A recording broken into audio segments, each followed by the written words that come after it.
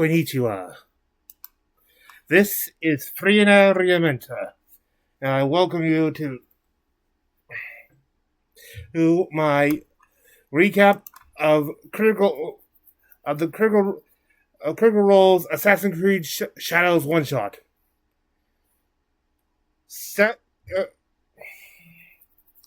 Inspired by the upcoming Assassin's Creed Shadows game taking place in Japan. I'm sorry. I'm terribly sorry for the. What the hell was that? I'm terribly sorry for the lateness of this. When it first came out, I was busy and stuff, and wasn't even aware it came out, and I had something. And when I did, I realized that I had a perfect thing for the end of video homebrew. But it took a while to finish. It set I think just before the story of that takes place in the video game. Though not, they do point out that this is not going to be this video. This game is not set in. It's not historical. Will not be historically accurate. Nor will it entirely be game accurate. It'll be close to the game, but it's in its own little universe. And of course, I'd be remiss in not reminding you that I do not own nor am associated with Critical Role, its YouTube or Twitch channels, or any other product or Geek and Sundry. Nor am I associated with the Assassin's Creed game series, or the or its or any of it, or its makers, the maker companies. Thing. Also, there will be clips in this game. I will be playing clips throughout this, but these are all done with fair use in mind for purposes of entertainment, and as such, well, there will be some, as I call them, critical moments, like moments of import and stuff. They'll focus on mostly comedic stuff, which is harder so with different senses of humor and going around. So this is it's easier to let them show it than try to recreate it. I have my own brand of humor. Thank you very much. With that. Hello, and welcome to tonight's very special one-shot. We explore from players. Shadows, Ubisoft and Assassin's Creed Shadows for sponsoring this one-shot. And video over here with Liam O'Brien. We'll be I'll be letting them introduce themselves and their characters. Today I'm going to be playing Garrett O'Neill. Thank you, Lee. Over on this side we have Robbie Damon. Yeah, I'm playing Rufino. Just Rufino. Wonderful. And we have two wonderful new friends in our studio today who are also cast members from the game Assassin's Creed Shadows. Emily Pickford. Hello. I'm Emily Pickford. I play Tomiko in Assassin's Creed Shadows, and today I'm playing Umi. Wonderful, perfect. And on this side we have Peter Shinkoda. Peter Shinkoda here. I'm playing the character I designed, Ryuichi, in this game, but in the video game I play Fujibayashi Nagato. You'll find out who he is. More context to come for those characters. But tonight, we'll get to see your characters and your creations come in this world. So with that, let's go ahead and jump into tonight's story.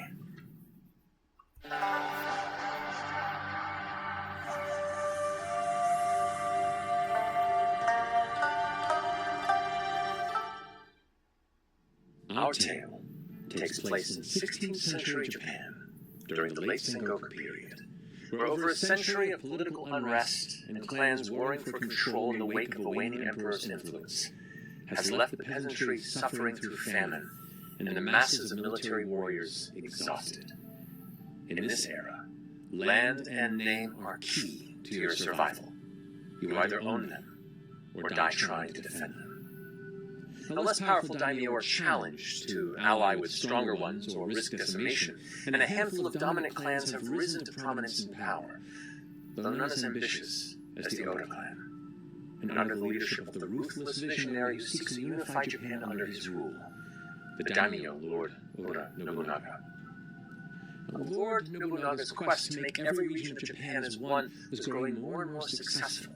And among the locales he sought to achieve this goal was the autonomous port city of Sakai, an international trading hub boasting emergent technologies and abundant wealth bolstered by non-bond trade, or trade with foreign merchants. The Independent Merchant Council of Sakai recently refused Lord Nobunaga's request to join his expanding rule, and a palpable tension sits across the city streets. But life goes on, and business within these walls is ever booming. It is here our story begins. An hour from dusk, within the prosperous port city of Sakai, where a ragtag troop of figures seek their individual fortunes. Now, standing against the beautiful Osaka Bay, and surrounded by a massive moat and large defensible walls, the bustling city of Sakai is a vibrant and wealthy city filled with people of all walks of life. Here, the busy streets wind through multi-level wooden structures of intricate sloping tiled and thatched roofs, intermingled with Minka-style households and the occasional shrine. Plumes of smoke drift up from numerous ironworks, and there at the heart of the city's industry, the clanging of worked metals echoing in the distance. Textile storefronts and food merchants line the roads, and closer to the port. As you get there, it's here at the water's edge of the Osaka Bay. You can see the vibrant mix of fishing vessels and trade ships coming and going. Some of these ships bear the design of Can't do that right now. make as do some of these denizens within the center of commerce. Such as this figure we see sauntering up with a brisk pace and determination. Liam, would you like to describe Garrett for us? Garrett O'Neill is a tall, broad Irishman that washed ashore in Sakai the better part of 2 decades ago, and has since made a life for himself here. These docks here along the water are where he spends his days working and living. Translating and helping facilitate movement of goods across the sea. He is a very tall, muscled figure with straight red hair that hangs pushed back down, and has a bit of light red goatee or scruff on his face. He wears his clothes fairly loose, and anyone seeing him walk by can see the edges of very, very faded Celtic knotwork tattoos poking out on his neck and chest and a little bit down one forearm. He carries a kanabo, a thin kanabo, wooden one, that is in his hand almost like a walking stick as he makes his way down the docks. He has received a missive from Takeda Shingen,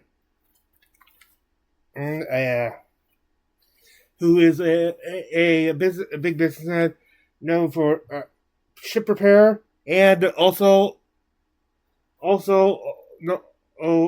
unofficially a smuggler. Based on what he said, didn't say outright, but it was. He's often because of his size and stuff and strength and good work ethic. Gareth is has numerous things called upon for employment by Takeda.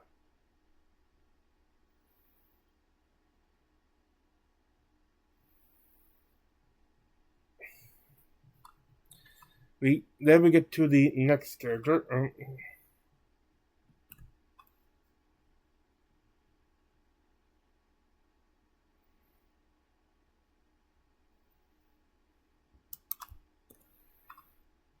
You catch his Ryuichi, would you please describe what we see as you are heading across the bay?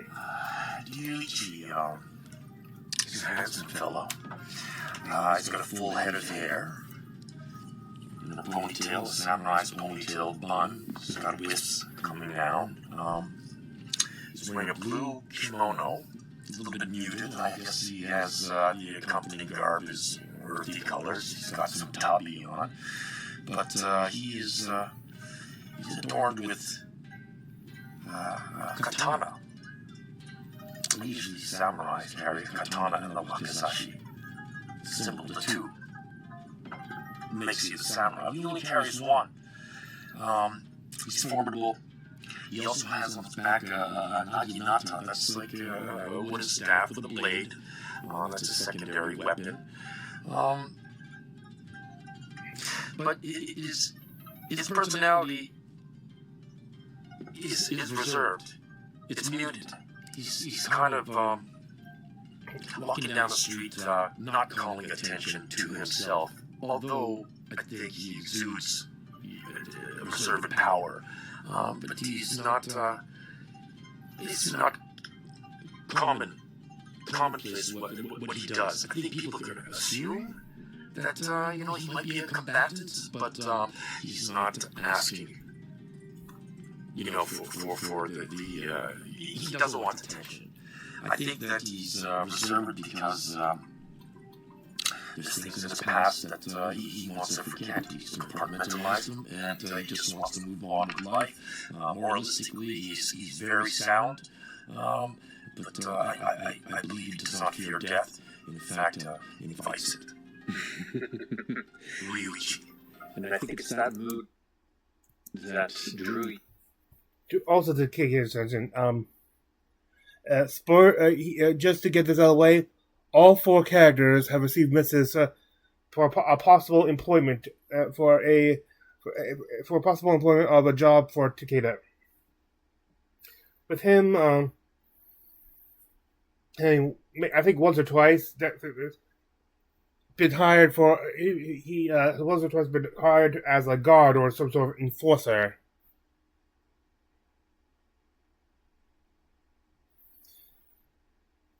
Time we get to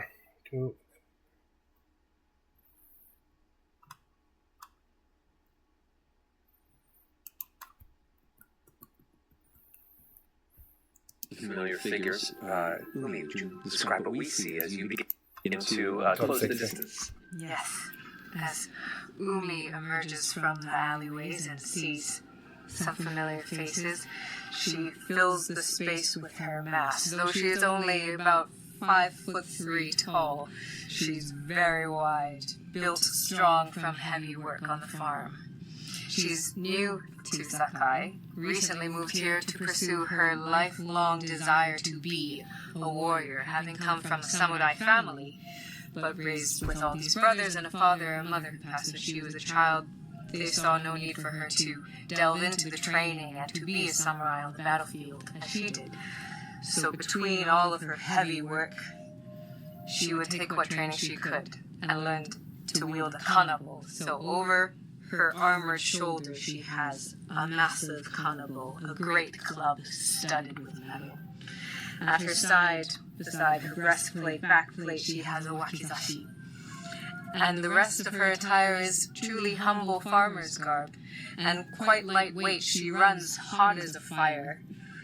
And she's rather withdrawn, so focused on the task at hand, so focused on looking for a master, looking to train, looking for an opportunity to fulfill this dream and to level up her skills to become a very competent samurai, or a female samurai, but she'll settle for being, if she can, even just a bodyguard. So Sakai feels like a good place to do that. If there's people whose interests need protection, perhaps she can put some muscle in front. And indeed, your initial meetings looking for such work has been met with a bit of disinterest to even some outright disrespect. But it was Takeda that saw a little bit of opportunity in you, as his initial disinterest in hiring you was set aside when the higher bodyguards that he had used for one of his businesses found themselves quickly laid low by a series of bandits that had been waiting along the outer road, whereas you had followed them in hoping to prove yourself, and stepping in managed to dispatch and frighten off the rest of those that sought Takeda's goods, and upon returning them and throwing them upon his... Well, yeah, therefore bodyguard work, retrieved the goods, and which granted her the interest of. And we get to the and now we get to that final one.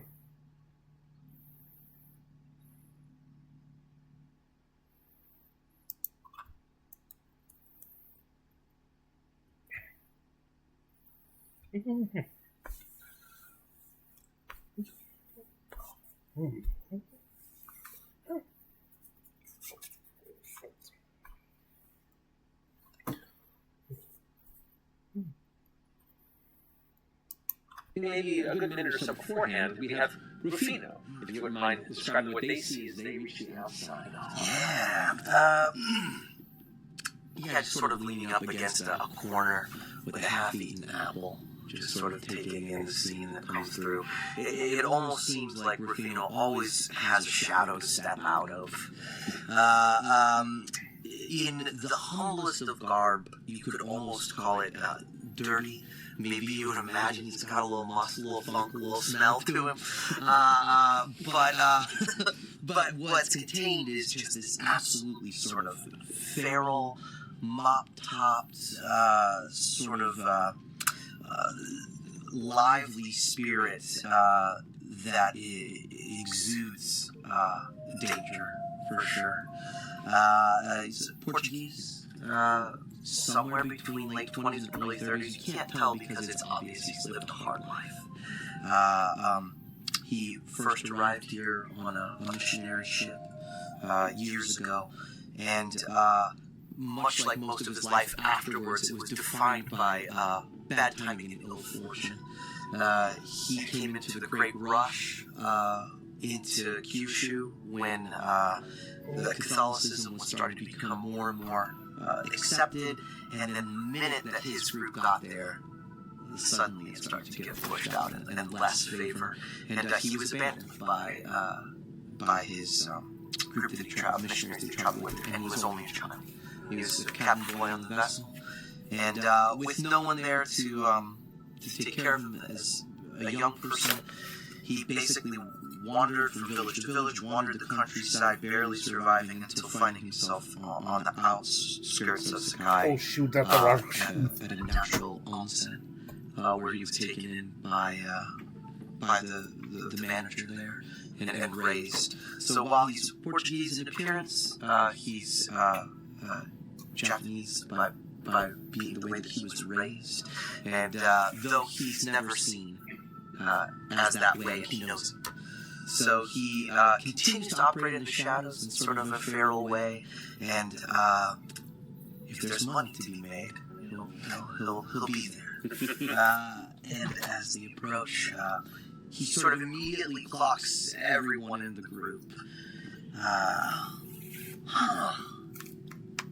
Ryuichi, Garadome. Interesting. Not who I was expecting, but interesting. Still breathing. Yeah, surprised. Last time I saw you, you were face deep in a stein of ale, so, You have to afford yourself a little bit of kindness once in a while. Sure. Nice to see you here. Been a while. Does anybody know exactly what this is about, or how much of...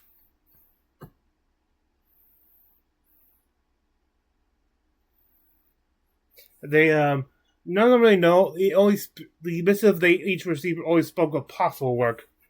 The details have not yet. The more fine details have not yet been disclosed. It was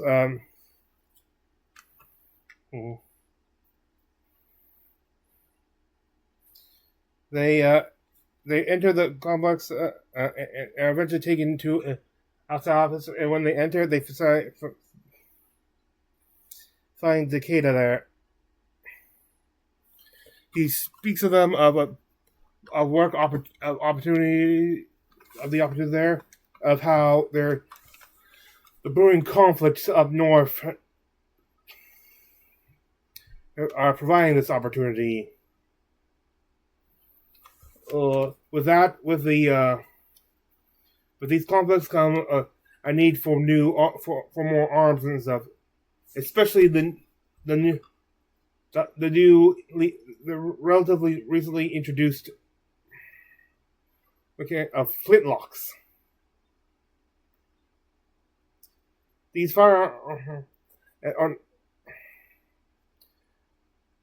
he's recently managed to obtain an order for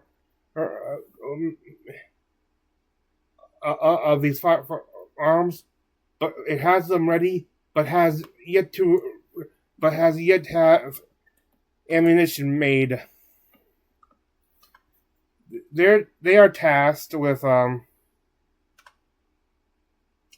find a willing smith, ironworker, or something.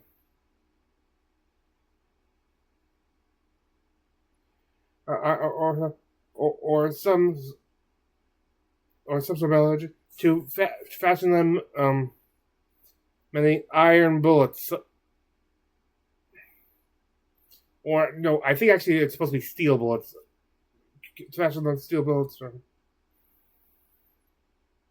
They need. If they need to try to ask around, and if need be, muscle out the information on who to trust with the manufacturing, and they'll be received a good payment, which includes a few firearms for themselves. Let's see.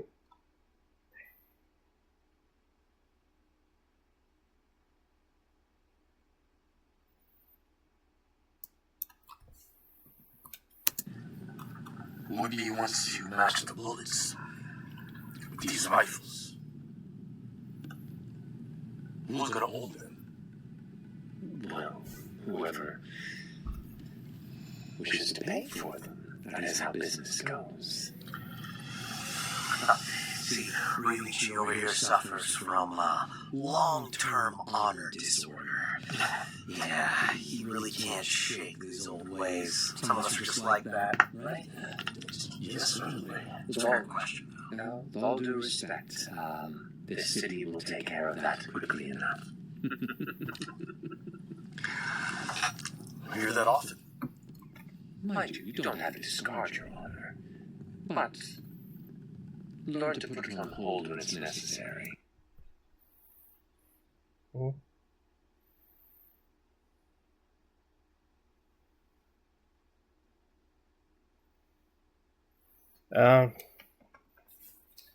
Ryu decides to, in the end, despite decides to go along with the offer, but warns them that he will be on the lookout for any treachery from any party involved.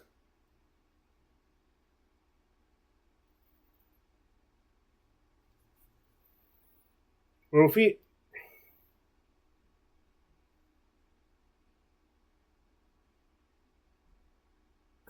What's that?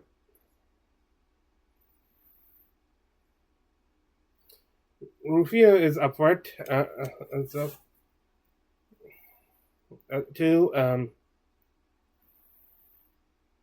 And though he does note that this is most likely this part is actually testing them for future employment. He does note that throughout the conversation they've been having that nothing was, in addition to mention not having any details on who would be the buyer, but also where or not anyone else was hired. And what that was, I think it was one of them. He was I think one of the others actually asked if anyone else.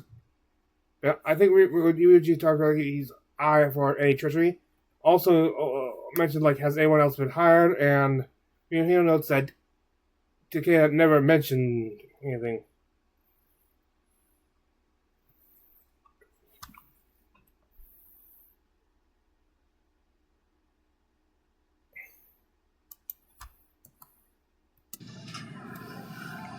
I don't think he likes me very much. Sorry. I'm not trying to blow up for anybody else. You're trying to poke the bear. It's closed behind you, and you are kind of led out of the warehouse back onto the streets of Sakai.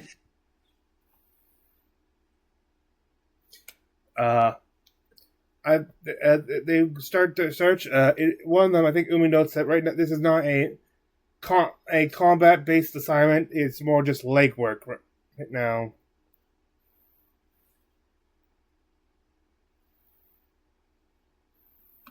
The Ryuji once again points out that it is also pointed out, though, whether there are going to be consequences for this, whether they succeed or fail. As if they do succeed and everything goes on a hitch, it still means an increase in conflict.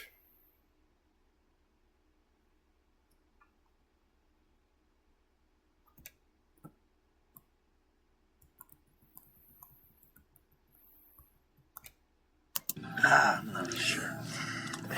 Sweet friends. Gentleman kind of steps up from the side, long black robes, sort of sweaty and dirty from the thicker materials you should be wearing on what was kind of a relatively hot afternoon, white collar around. I could not help but notice amongst you, perhaps some of you have taken to the worship of our Lord Jesus Christ. And you immediately remember and acknowledge this to be one of the Jesuit missionaries that are just beginning to perpetually flow in to the town in recent years. He seemed like 50s, balding, bearded, just kind of is coming around, holding his rosary up on one hand and a book under the other, and is immediately coming forth and looks to you. Are you? Yes, of course, brother. Well met. And out of my tunic, I'll pull a tiny little silver cross. Give it a kiss. Well, indeed. Well, you are in good hands. Please be so kind as to make sure they understand the way, the life, and the love of our Lord. Salvation beyond that. Looks to you and goes, I don't subscribe to that. My faith belongs somewhere else. You can move on to one of my comrades. looks to you, looks to you, looks to your weapons. Have a good day. Wait, hold on a second. Come back here. What's your name? Jeremiah. Jeremiah? Where are you from, Jeremiah? From British Isles. Oh. How are you finding it here? Terrifying. I don't know. And like he's been talking in like very broken Japanese through this period. I was going to ask if this was in English, so Umi's just like... Yeah. It's like half English, half Japanese. You're picking up bits and pieces, but you definitely pick up the things that are important based on his garb and his mode. Definitely, and this has been kind of an increasing presence. After the Jesuit leaves, they now don't know where to start. Garrett suggested they check the local drinking houses for any metal craftsmen.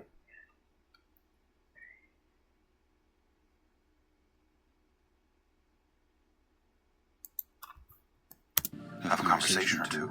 Sure, yeah. Make a cognition check. First roll of the game. That's cocked. That's what that is. Oh, terrible. That's a 2. That's a 2. Oh. Yeah, there's probably a few places. Metallurgy, like you've... Let's walk.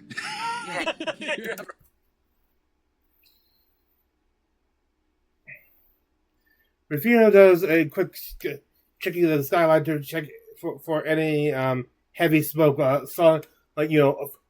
which could indicate, which could be emanating from the chimney of a forger, a smithy. Excuse me.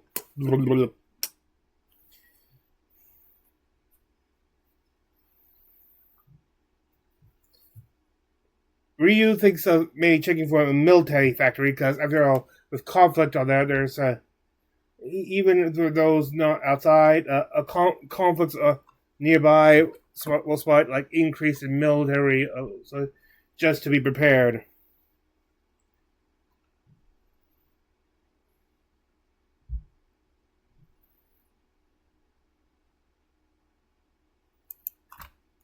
Look over their vested interests to protect the town. Their existing opponent, somebody that questions their existence. Who's their biggest? He does talk about he was a little surprised when he does seem seem surprised when he said like it's like a diamond world, but a merchant council.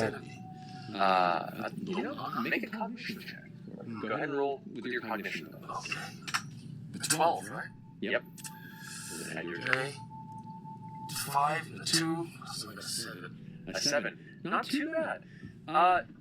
Most of the enemies of the Merchant Council are foreign merchants and other political interests that would like to ally or absorb such a wealthy place. You have heard rumors and discussions of Lord Nobunaga, who has been making quite a large political play for a number of the outlying cities of this level of trade and wealth. Political play? And you mean just by outright attacking? Or by conversing. There was representation in this city as of late. There were meetings between the council. There has not been an assault on this town, but there has been rumor and discussion of representatives of Nobunaga, if not himself, possibly being present and meeting with the council. So there could be an agreement underway. You're not entirely certain. Yeah. We did hear the intro though that he did try, and they have not agreed to. They rejected his proposal.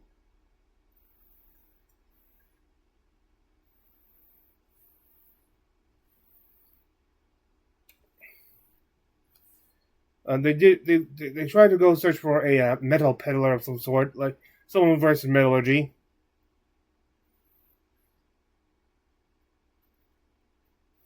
Anyone? This is more like someone who can make stuff in mass. At mass, it doesn't need high skill because you're just making a small sphere, many small spheres. So it's more important. They have someone of who can make many fast instead of make a beautiful work of art.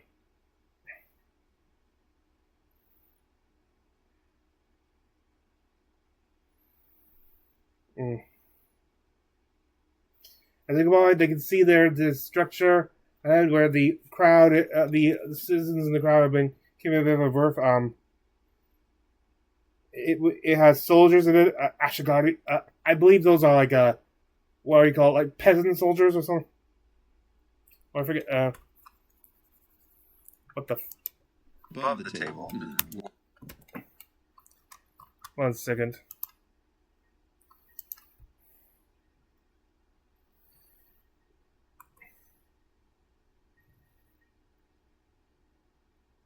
One second.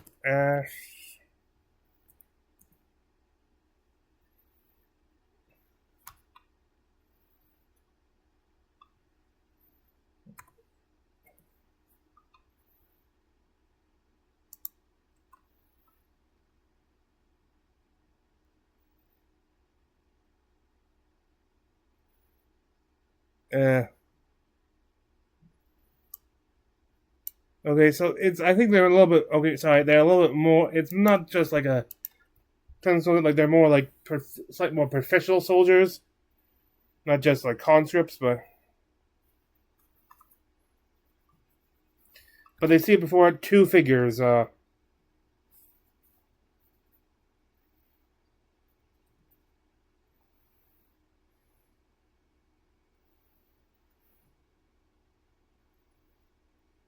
One, a fully armored samurai. Like all like entire suit of armor. Of samurai, mask included. Definitely a higher up, and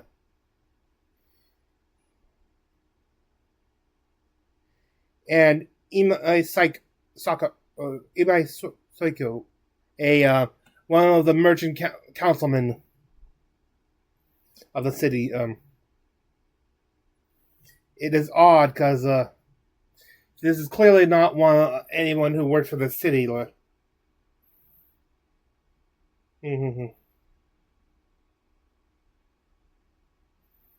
There's samurai are fairly rare within the city borders.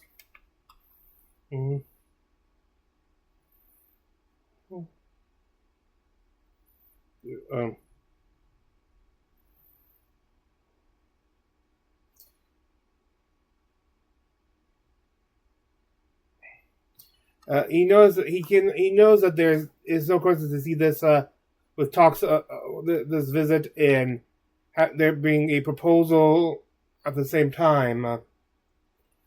At this point in time, they're not aware that Nobunaga's offer has already been refused.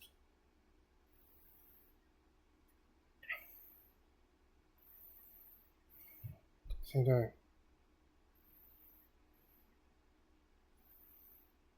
They wonder if they should do a walk and follow. Though it is pointed, like I think Rufino does point out that maybe not the best idea because they're not dressed as ordinary citizens. They are armed to the teeth. Like two of them are clearly of foreign descent.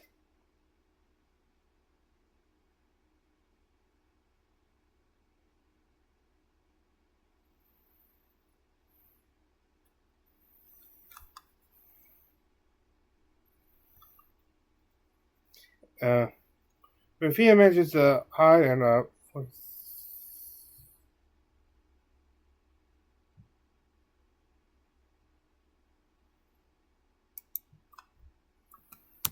however, a voice perks up between the three of you that goes, "You look funny." And you can't help but, Garrett, look down this towering, red-headed, massive mountain of an Irishman at a boy probably no older than 11 years old who's looking up at you, his arms kind of cocked on his hip. He's got the kind of attitude that, like, a pre-teenager has when his parents aren't around. It's like, so what's your deal? Where are you from? It's true, isn't it? Do you know? I have a head like a torch, and at night it burns and can be seen for miles around. No. That's... No. Well, I feel compelled to step in at this point as this child is perhaps blowing our chance to be subtle and get more information, and would like to intimidate him away, or intimidate him into silence so we can fulfill our purpose of gaining information. All right. What would you do trying to intimidate this child? So I think I might roll for might and see if I can intimidate him away, just with stepping forward alongside, Garrett is formidable, but just to growl below the brim of my head. All right, go ahead and roll the might. Okay. Oh, that's 14 might for this little one. Wow. Wait, you're doing to the child? Yeah, so I might just step forward, drop the convo on the ground with a little thump, and exhale in his direction. He goes, I didn't know. And she raises a finger to her mouth. Something's wrong. He looks back and you see a young woman in her 20s or so, dark hair, normal work clothes, kind of rushed up. It was like, hey, what's up? I'm so sorry. This one belongs to you? Oh, no. Belongs to a friend. I didn't notice this the first time because I missed it. I kind of missed it, but this is Tobiko. This is I realize this is the character she voices in the game. There's Smithy's down the road. He's just kind of a rambunctious kid. Hey, would you not bother the clearly armed and intense figures walking the street? Short temper, this one. You see that he's looking back at me. He's like, yeah, his head's on fire. Like, of course it is. That's why you don't bother them. He kind of like moves. This is a. I'm sorry. This is a. Well, I love the scene. I love that interesting information about blacksmith family. Did you say? you said blacksmith. Yeah, I did. First time watching, I did notice that too. Like, oh, this may be their end. Smithy family just down the road. Yeah, she's up. She's like, Oh, yeah. His parents, they're blacksmiths. I can. We'll just hold on there a minute. I think that we can afford a moment or two. Could you point us to this blacksmith? I don't know. AJ looks pretty spooked. And he's like, You can trust us. does the fireman get to come? Absolutely. You ever go for a ride on a mountain? You take AJ and put him on your shoulder. He's kind of this spindly boy who kind of like clutches his arm around your neck, and it's like, whoa! It's on fire! My hair burns. I just kind of carry along. Kind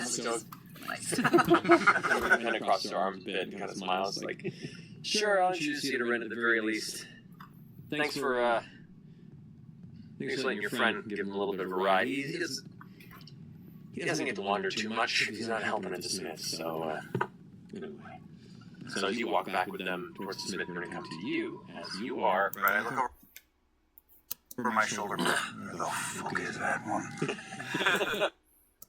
Yeah.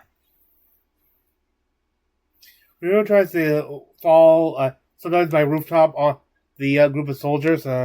He gets back to the ground level stuff. He gets noticed on. He doesn't really get nothing that's what's too suspicious, but does get a nod off like, shh, like, get. Okay.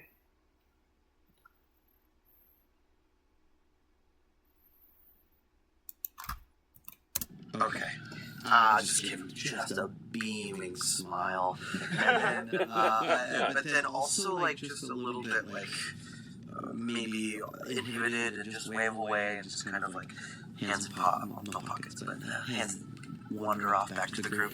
Okay. Yeah, useless side quest. Alright. Wandering through the streets of the city, the sun slowly comes to descent, and the night comes in. Well, hang on, I just gotta check. Okay, yeah.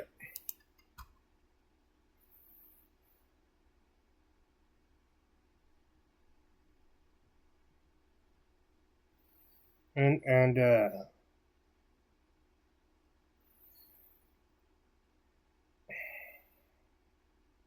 we get to the city stuff. It's home. Attention, and his Smith parents, and his blacksmith parents, Ren and Nakamura. Nakamura. Let's see.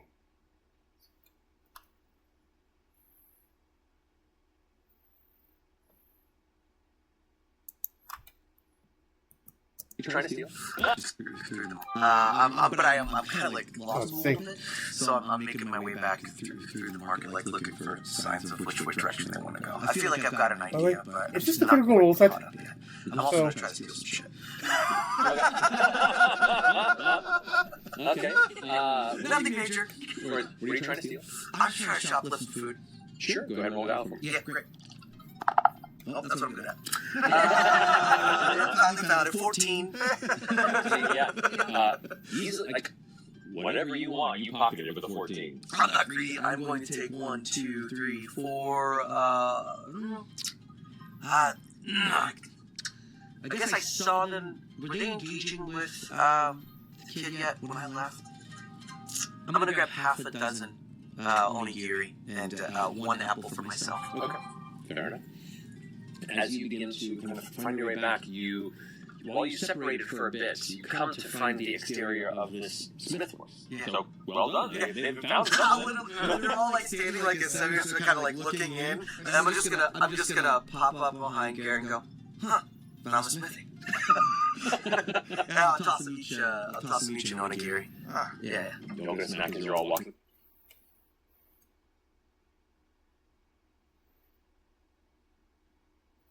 They ask when they go. They start talking, conversing with Rin and her husband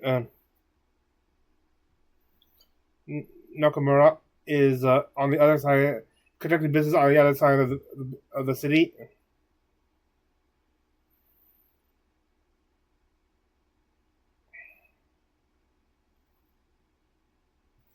They talk about like you can improvise something and stuff like so. And also, she starts to understand that this might be a little bit more of a hush-hush thing. As they talk, they hear a loud gasp from outside.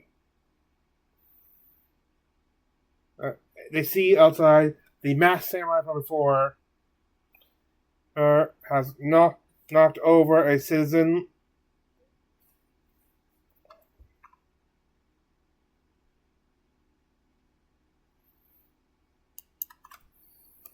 Intensely, kind of cracks his head to one side.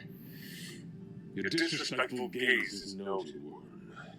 Now bow before me as you would before Lord Nobunaga.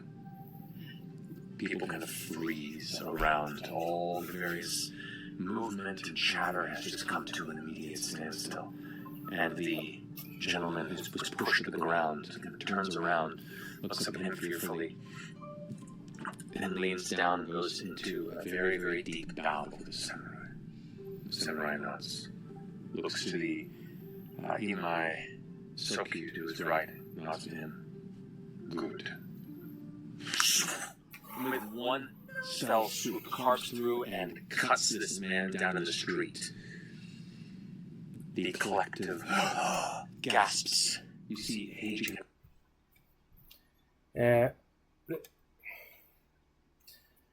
They do.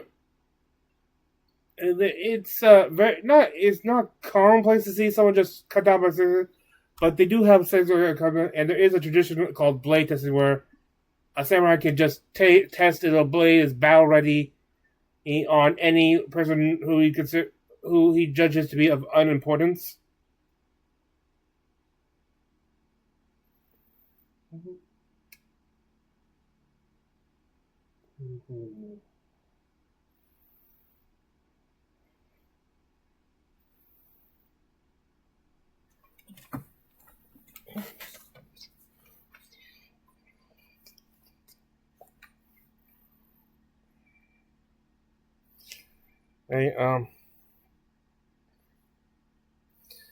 No one says anything about this, and it doesn't give. I think it does give an indication of there's already an influence of Onaga there.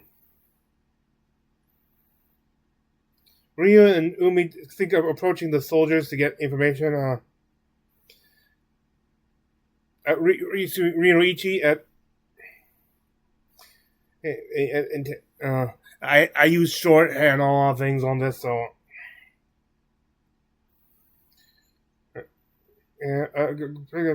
God goes over across the street and pretends to shop while trying to listen out.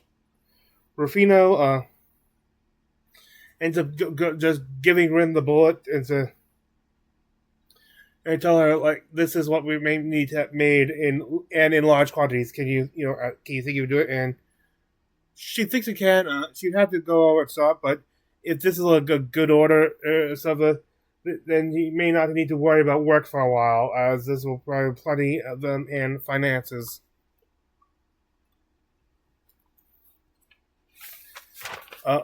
Umi approaches the soldier, the samurai, who appears to be the commander of the soldiers, and asks about Nobunaga, if he's taking any new warriors in.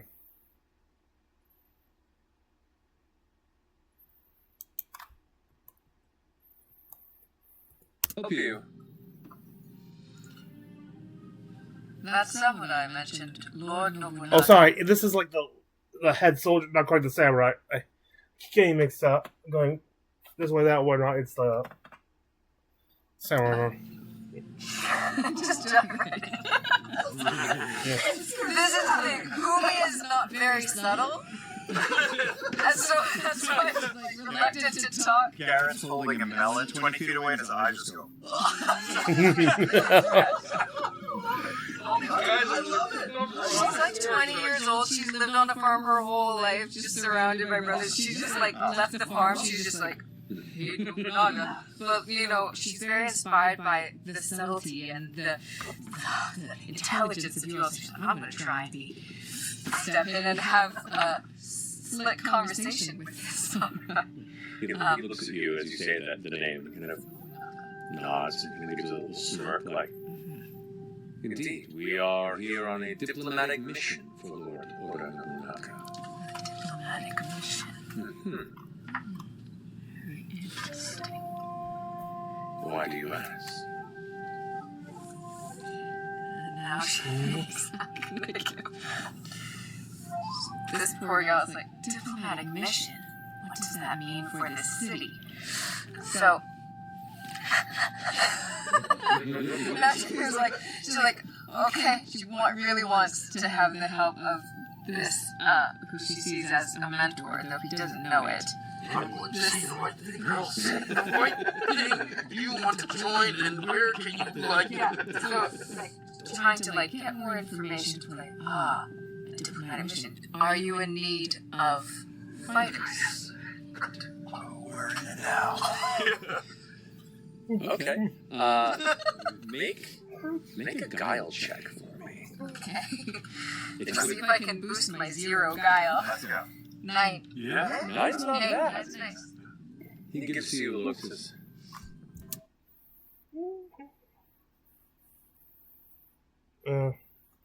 He kind of gives a vague answer, and like, yeah, like sort of yeah, but with a nothing to. You do know that they're here on diplomatic mission, but they probably have interest in having recruits. So she does. We are then informed, like softball bitwise, that that she does not support Nara and is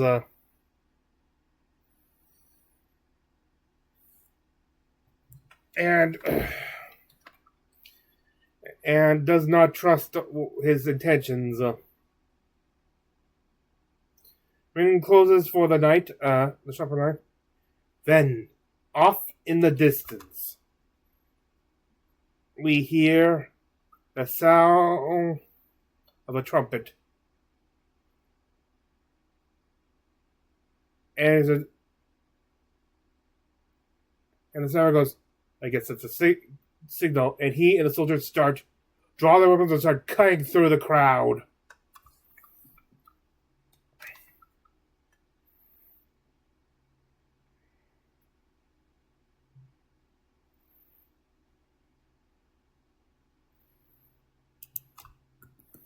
children, merchants, all certain types. What do you do? So it was. Hold on a minute, Matt. Hold on a minute. So we're in a fairly wide open public thoroughfare, multiple shops, including the smithy. Yes. The blinged up samurai and a few additional guards are just slaughtering anybody around them. The master samurai is gone. The samurai that's kind of been head of this contingent is there with 5 other figures that are kind of Ashgar mercenaries. Clear. You can gather at this point that some sort of diplomatic is beginning. to just kill everybody. They were floated throughout the city, and it just kicked off, and we're watching. Yes. Our slice of life is over. Yeah, I think a lot of people's slice of life is over today. We had a good run. Yeah. I think it's clear that these bullets are needed for this battle. What if it's to defend Sakai? What if our merchants... This is the thing. Who's it Okay, yeah, now we don't know who it's for. If they're already slaughtering people Who's right talking now. Who's he supplying? And And that is a larger hovering problem, but at the We moment, gotta stop these there guys. are people getting slaughtered. Preserve our own lives to save anybody else who's in the line of fire. Yeah, we're on the battlefield now, so... Another person nearby just gets carved down by the shoulder. This older woman who's trying to flee just gets cut down the street. You see the samurai pull his blade back and is looking for his next target. Behind him, you see one of his soldiers now setting fire to one of the buildings across the way as flames begin to burn and curl up to the thatched roof. I gotta go out. I gotta run in. I'll tell you what. Until this point, I was like, don't make a scene because you stick out like a sore thumb amongst the local authorities. These are not local authorities. Yes. Yeah. Straight out. All right, so Yeah. But you wanna... Oops, Oops, the clip went wrong. This is actually this time slot's actually the start of the next clip. everybody roll initiative. All right. Roll your d12 and add your When we initiative do to it. it. Six. Around one. Okay. Come on. Come on here. Okay. Two. I rolled a 10, which is good because I'm at -4, so I got a healthy little 6. Alrighty. So with that, we have 10 to 5. So you got a 6? Yes. Wow, you're out of the gate. Hell yeah. Okay. So I was just chatting with these guys. I feel D12. like I'm also closer to them. 12. I rolled a natural 11 with a 0. oh, so yeah, so you're up first. Alright, so we have Rufino, He's quick. Yeah, Rufino followed by Uli. And then yes, that's 10 to 5, 5 to 1. Okay. I had a 2 plus 3. Oh, yeah, 2 plus 3, so you're 5, right? Yeah. Alright, great. Yeah. Yeah, so that'll put you. Alrighty, so. Then we have. No, we made it to the center of the street. Is it done? What hasn't started yet? Alright, and you are? -2. What? Do you have any of your Yeah, own? yeah. I rolled a 1. -3. Alrighty. Yeah. So. You know, Rufio's up first and tries to get to the roof, but fails to check, so just goes up in for a stab on the soldiers. At this point, they caught up with the soldiers, but the actual masked samurai is nowhere to be seen.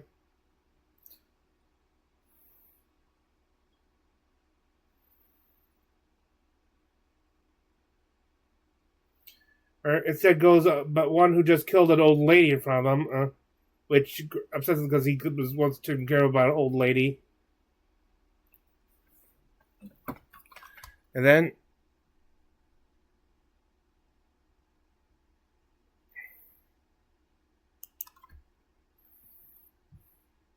In the thick of it,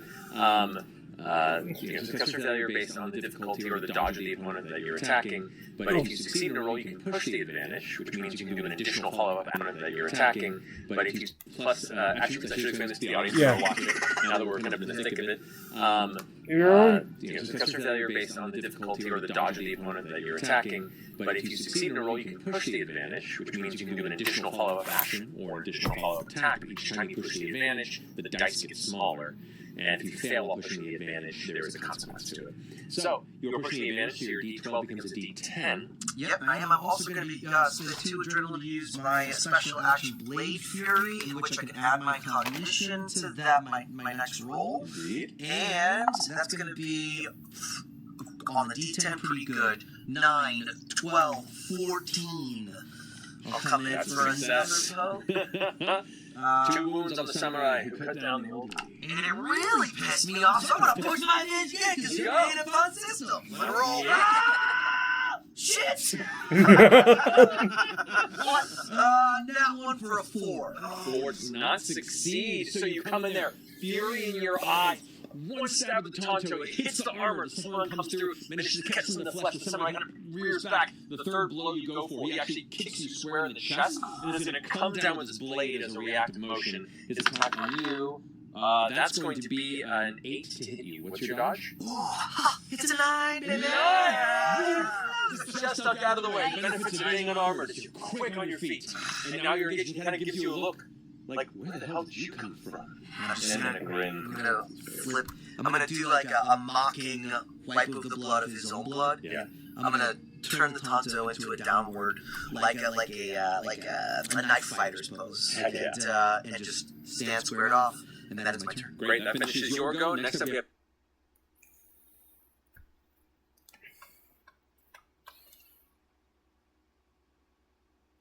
Umi goes in and I think same target as I forget which target she goes after. Hits once, but fails a second, but does not proceed. Forget if she tries to push or not. I think she just kept out one blow and just ready. Ryuichi goes in, trying to position herself so that between with something like the Ashigaru the soldiers in between her and the archers. You'll try to keep out of their right.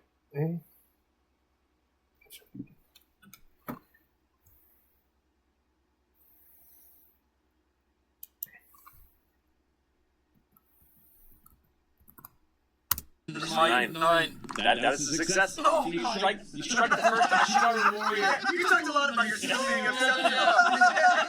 On that one, so you did it. Yes. Welcome to tabletop. Took out one guy. He took 2 wounds. You're telling you one. The first strike, you carve through. He puts the spear defensively, and it's not fast enough. Cut him through. They have like tatami, like chest armor on the sides, and it carves through the first half of it. He takes the wound, brings the spear around to get ready. You can continue to attack if you want to push the advantage. Yeah, I gotta push the advantage. Let's go. Roll D10. All right. D10. That's this one, right? Yes. Okay. They also talk about adrenaline.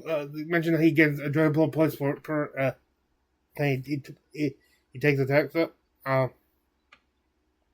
Those can be, as we said before, can be used to for different weapon abilities. They don't explain it, but each weapon has several abilities. Like I think an offensive, maybe perhaps a defensive one. I mean, based on what here later, and like improving your dodge to avoid damage or something. Also, they have armor, which allows you to reduce what damage, much like you in Daggerheart.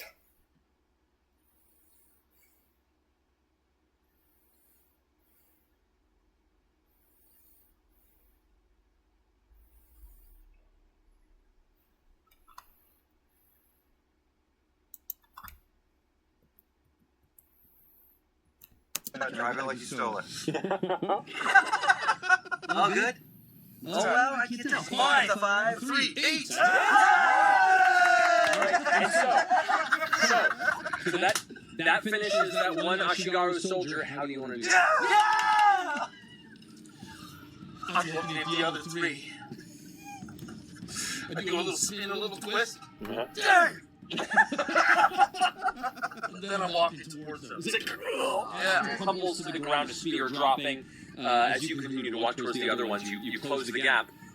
You can continue if you want to push the advantage again.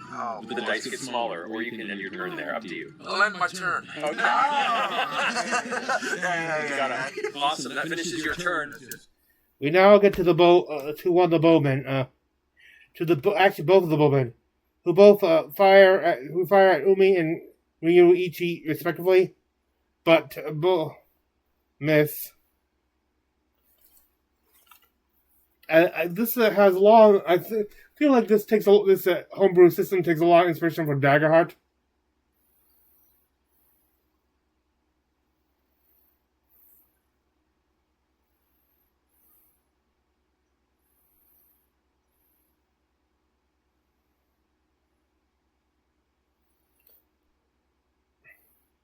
Both spearmen miss Ryu.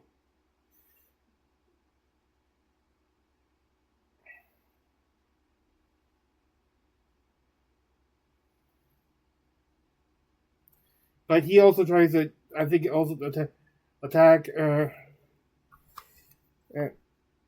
is wounded.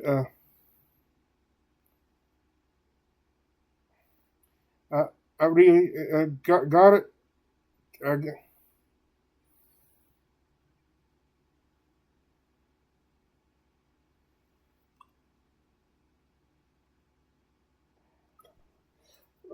He attacks with his combo, but though which he wields like a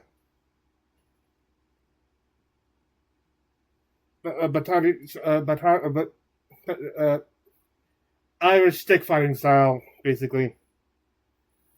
You can look it up later, and maybe actually go into the actual video to catch it. Somewhere between 1 hour and 32 minutes and 1 hour and 35 minutes.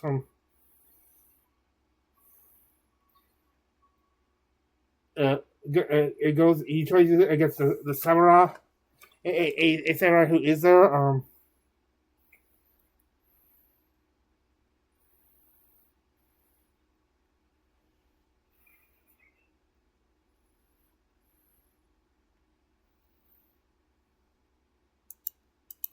It's not going to be pretty. I'm pushing the attack.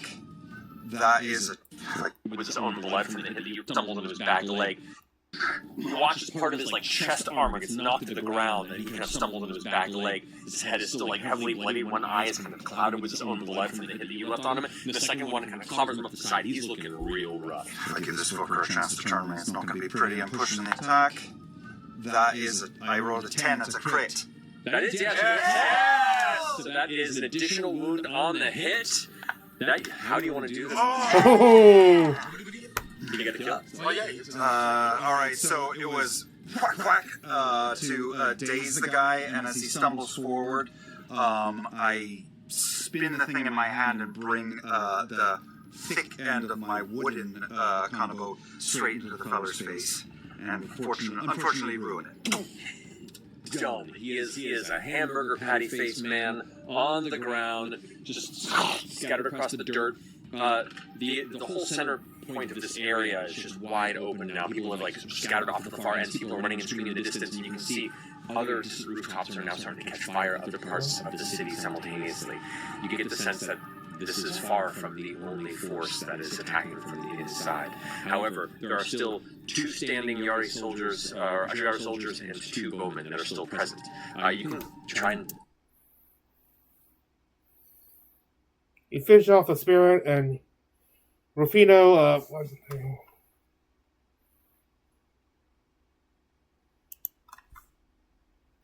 Just lean over to Umi and go, remind me to mind my manners if I ever visit the Isles. Give her a little wink, and I'll whip my bow off my back. I'll knock an arrow, and I'll try for the archers in the back flank. Okay. Yeah. After that line, unfortunately, he shouldn't have brought the attention to himself because he then misses the attack against the archers. Umi then goes into it, instead rushes in to attack the archer. Lands 1 hit but misses, which he which he pushes and tries a cleaving blow. And the other archer turns around and manages to hit Umi at close range with an arrow. Minoichi then attacks the one who just sniped Umi and finishes the archer.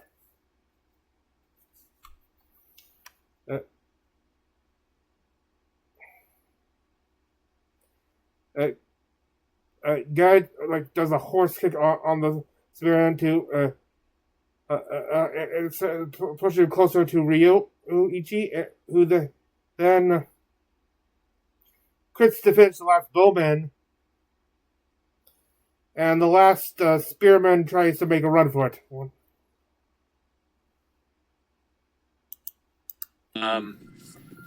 Do you want to continue to push? No. Now, He's gonna go run, and he's gonna bring a message back. okay, It's not gonna be that easy. fair enough.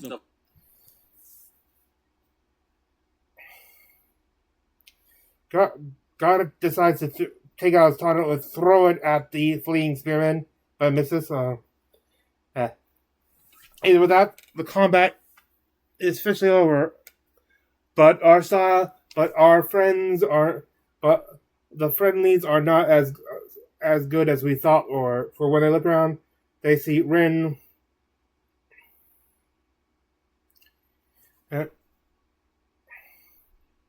Has taken an arrow. Based on, she says she's fine and stuff, but based on the amount of blood, it hit a major artery or something. She asked them to get Tanky out of here. Here. And after saying this, the wound takes its final toll on her. And we head to with this solemn moment, we head to the break. When we return, it's time to search for the kid. They remember something about him, like going to her telling them about him and Tomiko going to hide in a shrine, a certain shrine. As they talk, though, they hear horses coming. They are already on the move. Of course, the group is already on the move, and here, the horse coming. They see two mounted samurai heading there, cutting down anyone in their path. Well, they haven't seen the group yet. And Umi and Rinoichi prepare to ambush the horsemen.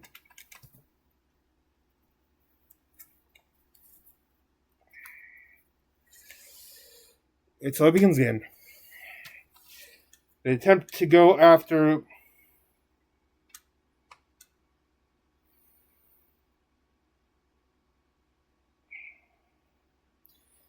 the horse's legs are too.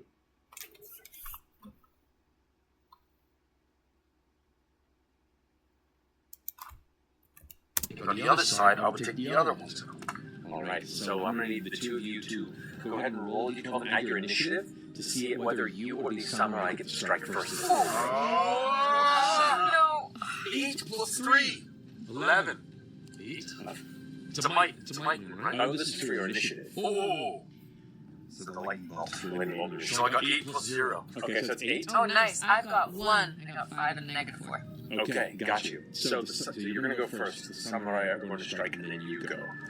So, as they get up close to you, see both of them have their blades already out. These are not standard katana. These are odashi. These are longer kind of cavalry weapons. And as they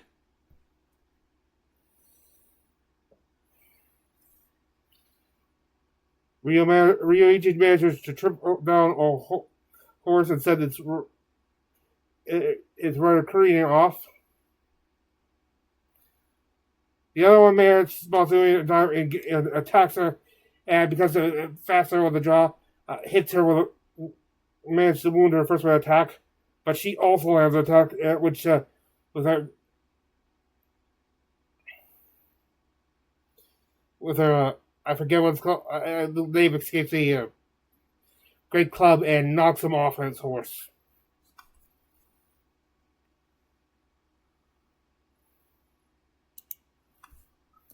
if you want to engage roll initiative. Oh.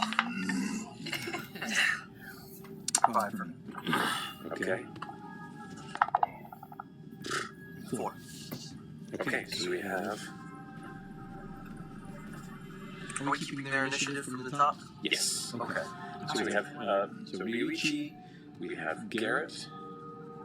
Did I get an adrenaline for striking down that horse? Yeah, you both would have gotten adrenaline. But I maxed out. I'm already at 5. Yeah, so you don't gain anything more. It's why you gotta spend it, man. Oh, God. You gotta use it. All right. Send money to me. Understood. Yep. Alright. Okay, cool. So, with that being, they've gotten up. They're taking their turns since they've taken the damage. They're going to go ahead and dash towards the two of you. And kind of basically trying to get retroactively get vengeance for what you've set upon them. they keep stringing their attack. Rio is wounded. Both Rio and Inu gets wounded over the first round. Ryuichi then crits with a keen strike to finish off the samurai he first attacked.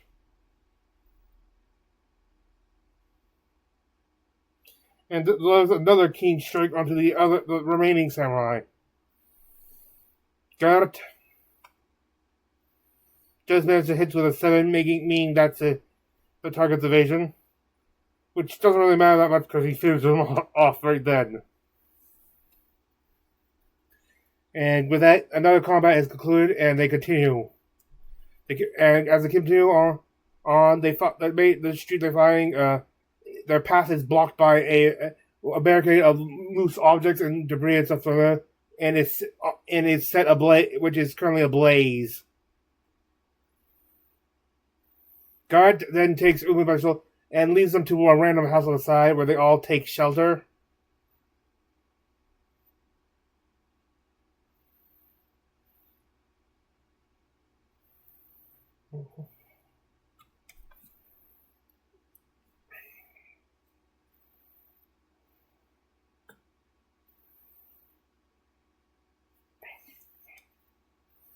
And they all take a rest. As a result of taking a rest, they all get reduced one of the wounds they have received. Keep in mind they have a number of wound slots, and that last time, each weapon does like between 1 to 3 wounds. Like the long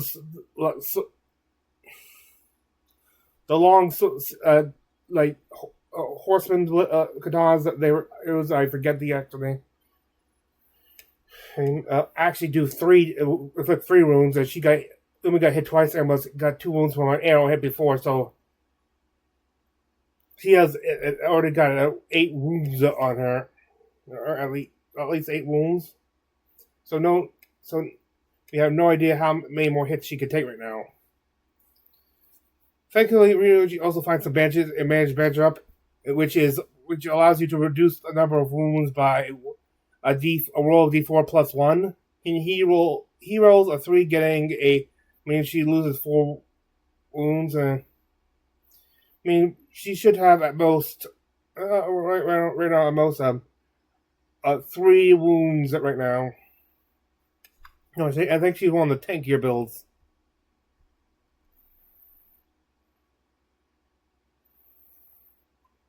They climb to the roof and attempt to roof hop to avoid any other block soldiers or assailants or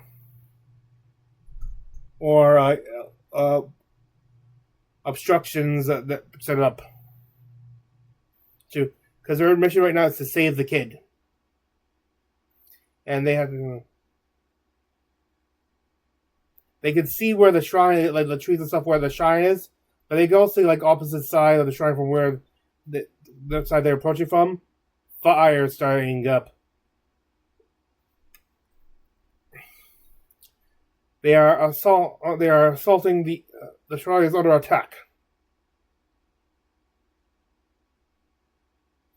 They make a roll to try to get there. See how well they perform the roof hopping. Choosing agility or vigor.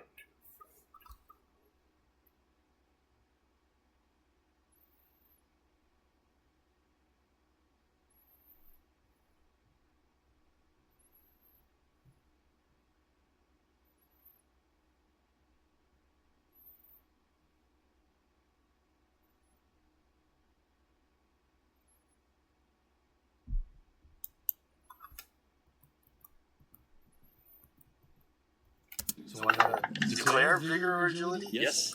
13 agility. 13 agility. What? Umi is just ready to go. For the bandages. Worked wonders. Go. Oh, Yeah. God damn, 2 plus 1 vigor. I think you rolled a D8 on that one. So we're gonna roll a D8. Oh, I did. Rowdy one. Sorry. Oh, yeah, you're right. Free reroll. 8 plus 1 vigor, so 9. 9, much better. Okay, that's great. 10 for vigor. 10. I think I rolled a D8 too. No. That's a natural 1 for a 2. I'm bad at the things that are So you are guiding these folks directly through the city, but they're also kind of leaving you a little bit in the dust. They are driven and extremely athletic in their capabilities, and you watch as they're leaping from rooftop to rooftop, like darting across tops, looking back. So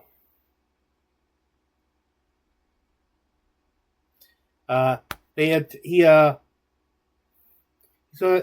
say he's despite that they say that despite the being there, he's usually good at. He's getting distracted by the violence and the horses. He's used to seeing that stuff, but more like a controllable thing, not this open warfare or should I say open pillaging. And as they reach over grab gap, everyone makes it, but him who the others see him in time and manage to grab it to pull him up. But he also collides with the side of the thing and of the building and takes a wound. They reach the shrine. They see the fires on the other end. A fight has already started. There is a scream punches the night. Not a war cry, but an actual scream. Umi heads toward the scream and against his better judgment and all his instincts, Rufino falls behind her.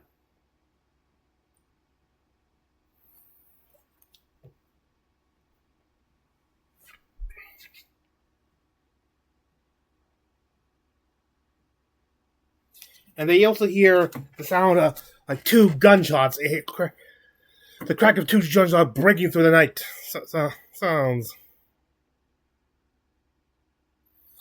Reaching Garrett.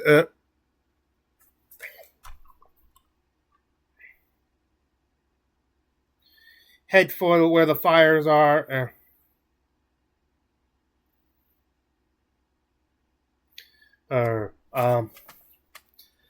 Umi and Rufino head to the shrine. They see a unarmored samurai,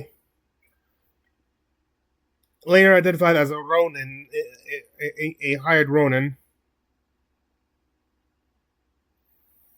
battling a priest who seems to be defending the ancient shrine. Sir, the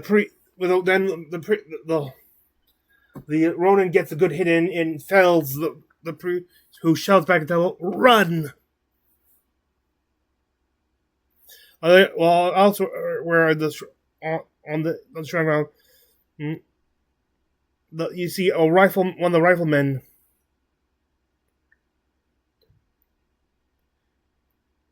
A tepu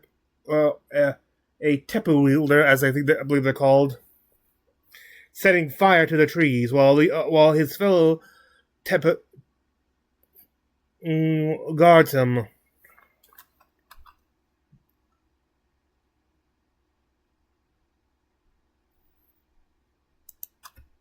Spins around and puts the gun at the ready. Everyone roll initiative. Can I kick it off by throwing my smoke bomb down right now? Or is that my move? That would be your move. Great. Initiative, yeah. Right. -1. I was very injured. I'm bandaged, but I'm still in good pain. There we That's go. okay. A little slow. Ooh. That's okay. They didn't roll that great either. But you never on the kill. Yes, exactly. I would bring a Tonto to a flintlock right now. Right? Alright, so 10 to 5. Is what they say. 6. Alright, so we have Rufino. 5 to 1. 1. Jeez, guys. Alright. I'm -1. Now, mind you, everything that fights with a weapon generally has pretty slow speeds. It's not like super high initiatives. That heavy weapons have penalties as well, so enemies also do go kind of slow sometimes. Like you guys with the guns. Exactly. Sometimes. Alright, and sorry, it was Gary, you got 1? Alright. -1. -1. -1? Yep. Okay, yes. Alright, that's and what did you get? 4. 4? Yeah. Awesome. That's still enforced. Not bad. Really? I mean, higher's better, but Yeah.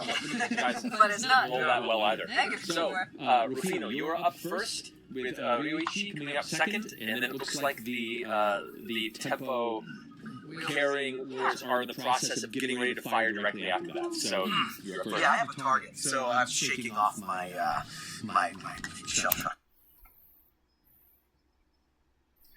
And now, combat resumes.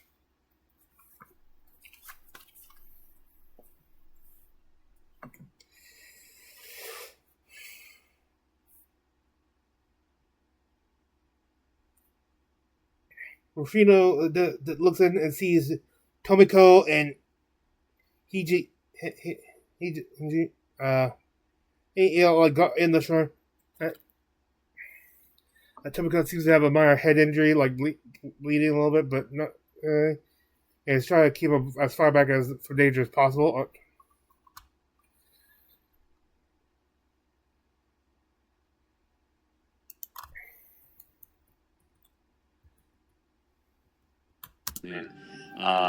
But you get to him first. What are you doing?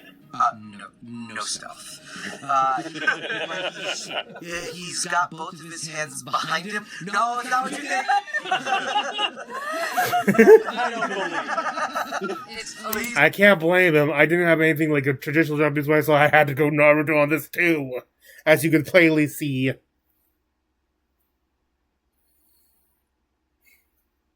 He's reaching But for no. a weapon, but I'm trying to keep it concealed until I see what's happening. FYI, I think that's maybe the honest to God reason why the Devil Order exists. All things, most of their weapons are like either like the side things here, like they're not like swords like shit like here and this.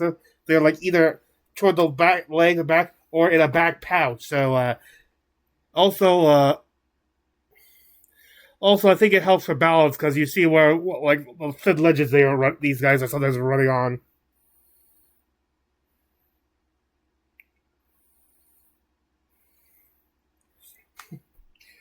Anyway, he misses. He misses attack despite it being a good roll, pretty good roll. Indicating this run is more skilled and with armor right down has good evasion. Ryuichi just misses with a 6 on rifleman, indicating that the riflemen have a dodge of 7. The other rifleman looks around while he was busy trying to hit the other, turns around and hits him with a shoulder critically hit. He's now down to one arm. Doesn't really affect gameplay, it's just nostalgia, but still. He crits. I'll think like the rifle takes 3 wounds, and a crit you do additional wounds, so that's 4 wounds on him.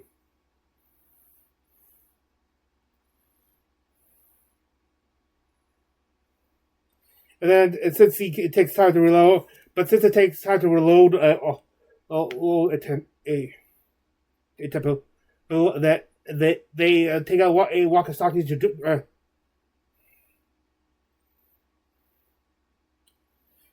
to slash at him, but misses. And Ryuichi, since these guys can push too, and that was a push, can now have a counter strike attack and hits back and lands 2 wounds with his Wakasaki. With his weapon. His katana, I forget he doesn't have a Wakasaki. Well, the first, Teppu wielder,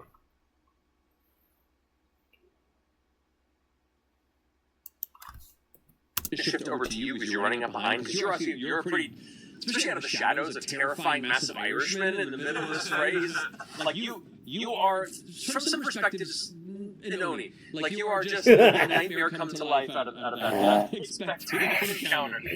So we would fire you. That's going to be, they're rolling higher. That's 11. yeah. You take 3 wounds from the tempo shot. Yeah, hits the... Gets hits with tempo,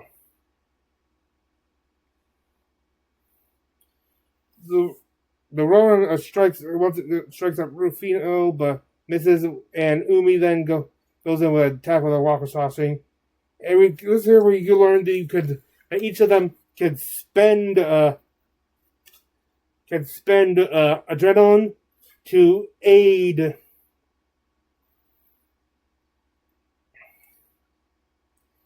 as Rufino uses it, and specifically uses a feature Dirty Move which allows it to hit. That uses a Rapid Strike for 2 more wounds on. Rufino then uses a double combo with Umi.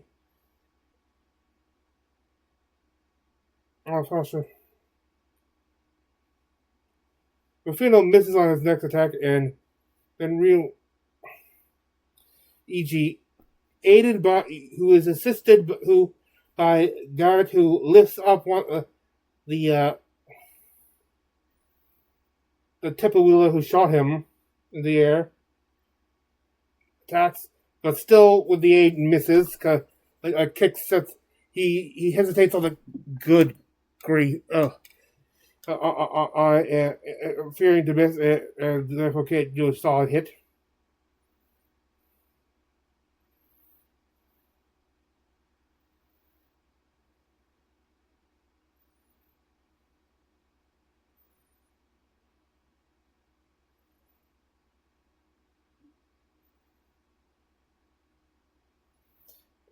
The tempo being held takes wheels out like a tanta or what it says to try to stab but misses somehow misses the giant at close range. And Garrett just uses a blow to hit down the one he's holding, finishing it off. And it actually takes out both of the Tapu. But as they look up, they see 2 new fighters heading to where Rufino and Umi are fighting the Ronin and try to rush to intercept.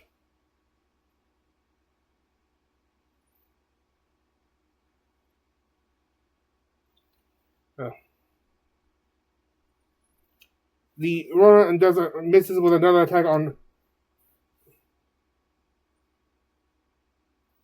Who then he goes in and he hits on with her Walker Saucy, but misses on the second strike. Who then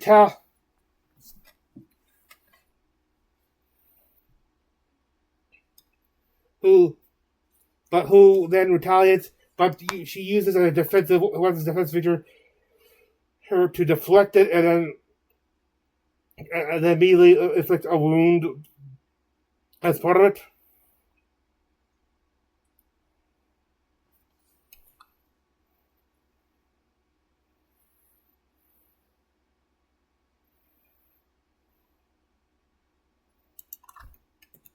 For the final blow, you deflected and killed him in the same sweep. Describe to me how you finished him off.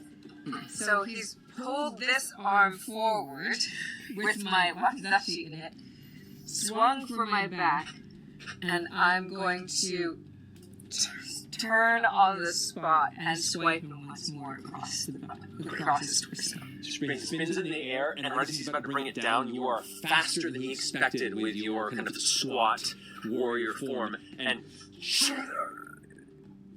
spilling his insides onto the shrine floor. He doesn't have enough strength in the swipe from the Nagatana to do more than just kind of hit the side of your shoulder armor with practically no impact as he stumbles to the ground, no longer moving.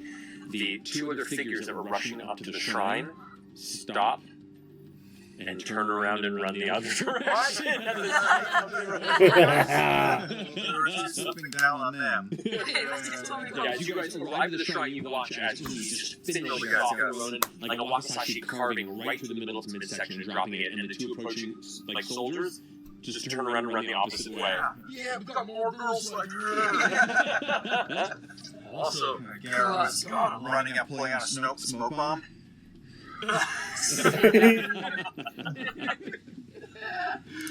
After there's a brief moment of looking around, you watch as Tomiko comes out. Herself looks like she has a little bit of blood on her head, and she asks what is happening. He explains that the city is under attack by Nabano. Though though I forget if it was Umi or Rinoichi that they questioned her because why attack the shrine? I said, why were they after you? I said, who said that? A little bit of miscommunication.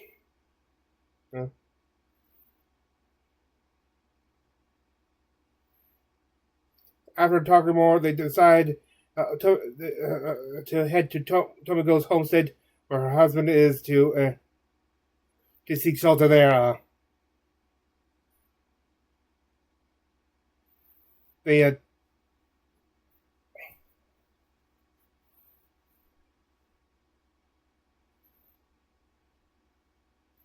take a rest. You lose of course, reducing each of their wounds by one.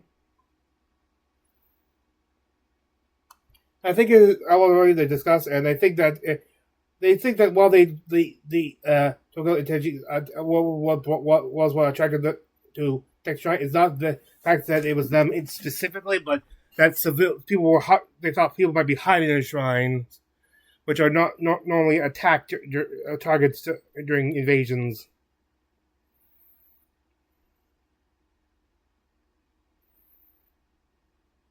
Just seeing it everything.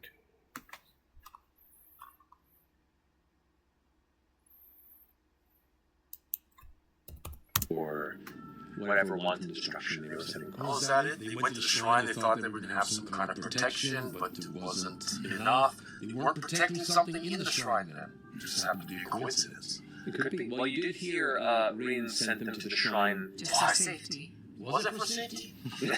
make a cognition check to see if you can read Tomiko's. Okay. I will. Cognition. Gotta know. Gotta be comfortable. Of course. 12. Ooh, shit! Speak the truth. Nice. Read your mind. Tell me. So watching Tomiko as well, she protects Heiji and looks to all of you and kind of is looking off the distance. You catch up. You are an incredible read of certain people, especially when they are in the midst of danger and threat. You've spent a lifetime at this point protecting those that you deem innocent, and there is in her gaze a fear, but a strength to protect as part of that. Well, this is not her child. This is the child of her friend. And also, as she looks to the northward side of where it's descending, you see a hopefulness at what awaits her there, at that farmstead, where her husband can help keep all of you safe, and away from where the city siege is happening. You believe you can trust her. I believe her. Completely. She's telling the truth.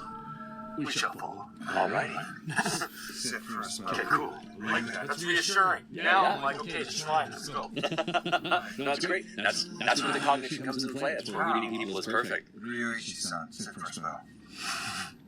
So I have, what was it? Sarashi. We got Sarashi, yeah, the bandages. Right.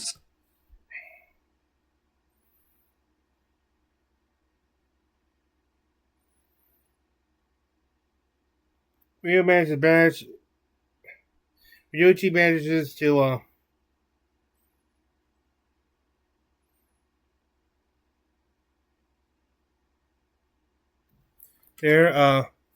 they heal up. Ryuichi manages to clear two more wounds outside of the rest.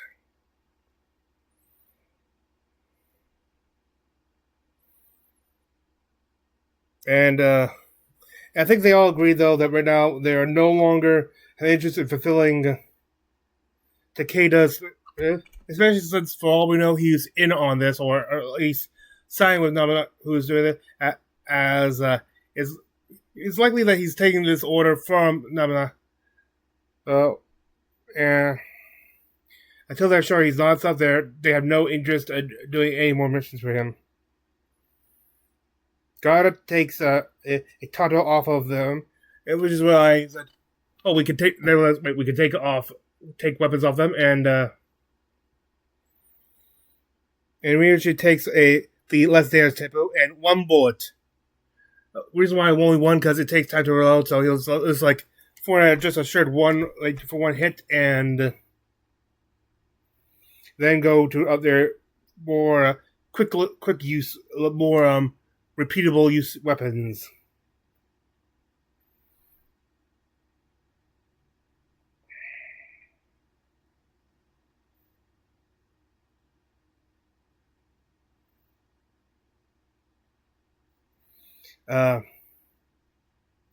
They're heading out and stuff. Up, they're getting close to the gate, and then turns to Umi and gives her a pouch with some bags with money, money and food and other supplies. And he tells them, "This isn't my fight. I got a boat somewhere toward the docks of town. I can take out a guard, but this is not my fight." And says to leave.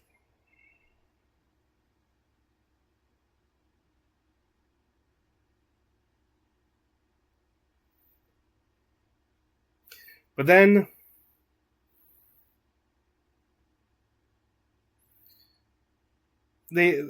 as they get close to the gate, they can see 2 mounted samurai rushing, and throws this flaming thing on it, which smashes against it, and sets the gate afire, to try and trap people in. A third samurai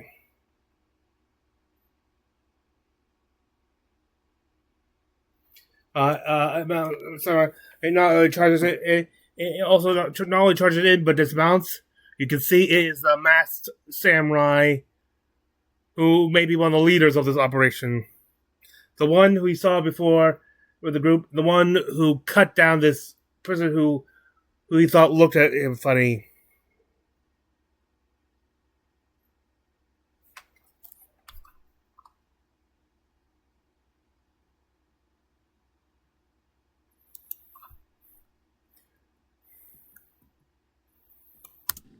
Women and children first. He pulls from one side of himself his katana that was sheathed, Wakasashi left, and from his back, in one hand, a gnarly-looking kanabo. Wielding both simultaneously, he rushes forward towards all of you as the 2 other mounted samurai pull their bows free and to encircle the space. I need you all to roll initiative. Like that blow right left away. Oh, the climax here, right? I can tell. Oh no! That's a 0 for. What? Damn! Okay, hold on. Oh, God! Oh, nice. What is it we add? This plus your. Oh, shit! Roll a 1. Oh boy. Alrighty, so out of the gate at the top of this, 10 to 5, anybody? What you got? 6. One last time. Alright, 5 to 1. Oh. I got 2. A total 2? Total 2. Oh, that's great. It's good to know. What? Is that good? Well, it's better than lower than 1. Yeah. Alrighty, so It's not 12. no, that's true. Alright, 0 to -2.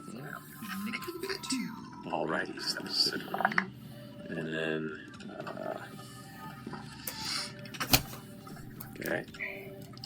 And then with Gareth. Oh man. So, Rufino, you are up. Ryu goes and makes a run for it, But he said, Officer says he makes a show of running for it. So, 3.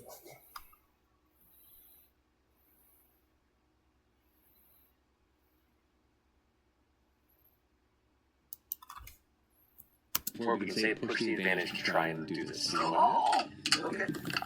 So roll d10 and add your, say, agility. Bro, I am going to leave. I'm trying to leave in character. I'm trying to hold yell at myself, and now I'm going to do it in real life. Apparently, you're refusing lots of things other than climb on a box to the top of a roof. That's a nat 1. Oh, What is happening, dude? What is happening? It's been a big night. Yeah. Well, so, you... I'll say this. You do manage to find a vantage point, but it ends your turn.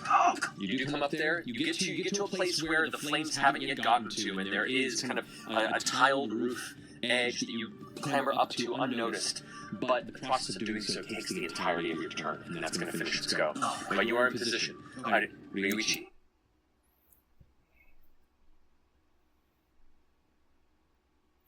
Ryuichi takes out Shuriken because they're not just for ninja.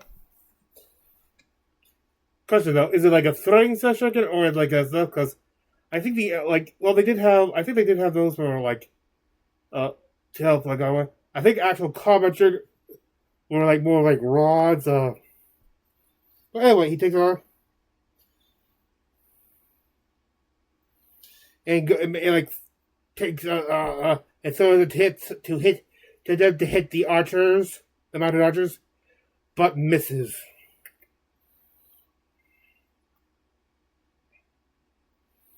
The master rushes it.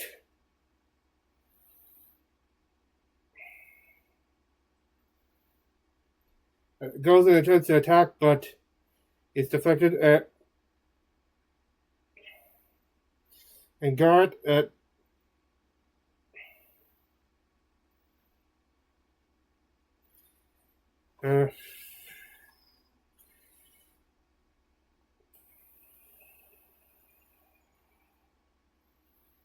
The guard does take 6 wounds total from 2 hits.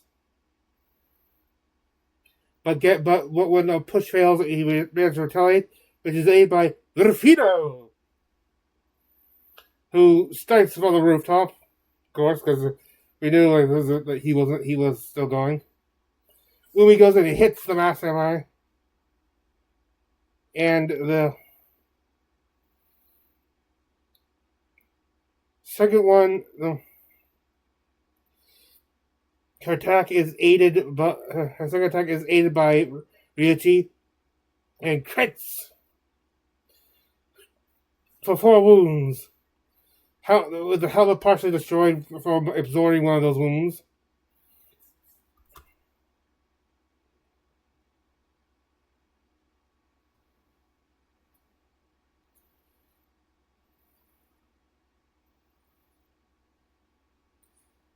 Rufino aids again with a walkie striking strike, and I think she actually goes in and keeps going until she keeps pushing until she fails. I think a D4. And I just realized something about this. Sure, your chances of hitting are weaker as you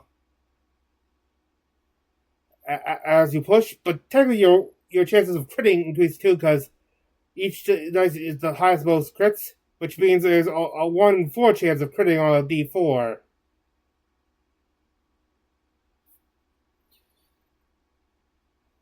Oh, sorry, no, that wasn't a hit. Guard aids again, with she keeps going, and manages to crit again, but then she... Yeah, that's... unfortunately, he used the ability to immediately inflict a wound, and then retaliates on and gives 3 wounds. The bowman, one of the bowmen hits Umi, and Garrett misses on an attack on the masked samurai.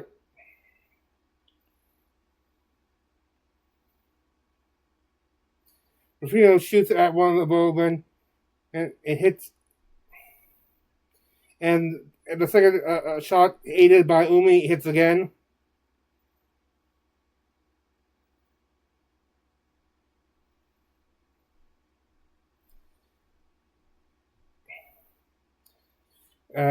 And thanks to an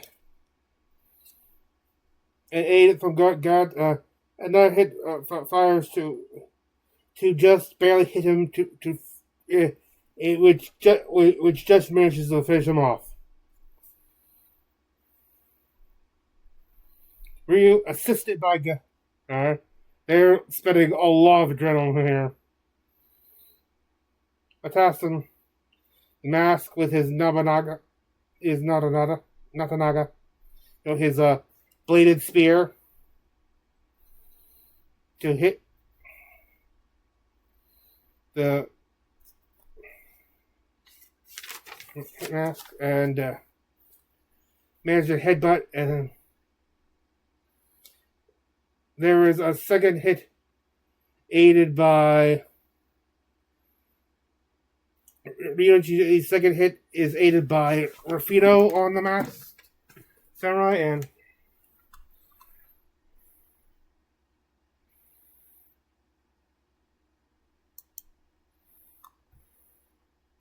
Instead of hearing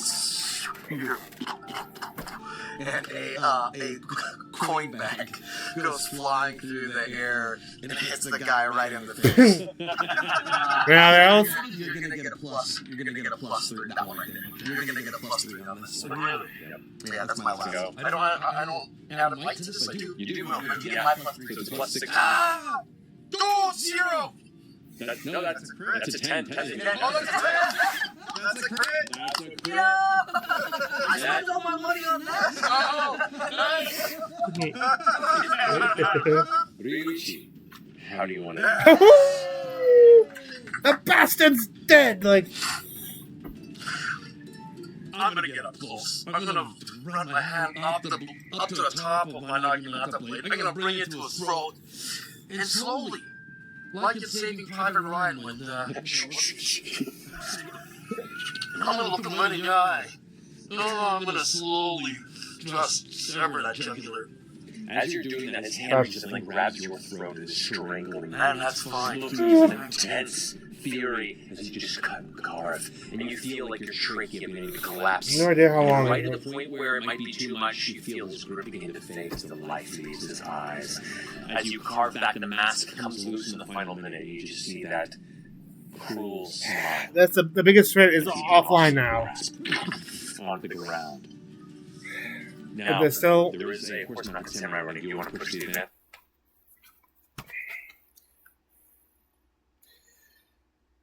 no. He decides that you can see that Umi wants to have the glory of that hit kill.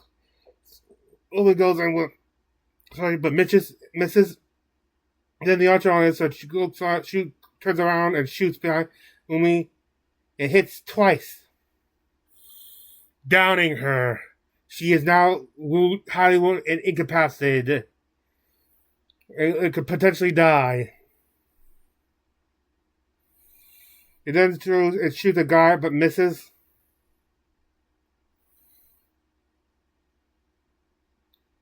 Guard rushes and hits with his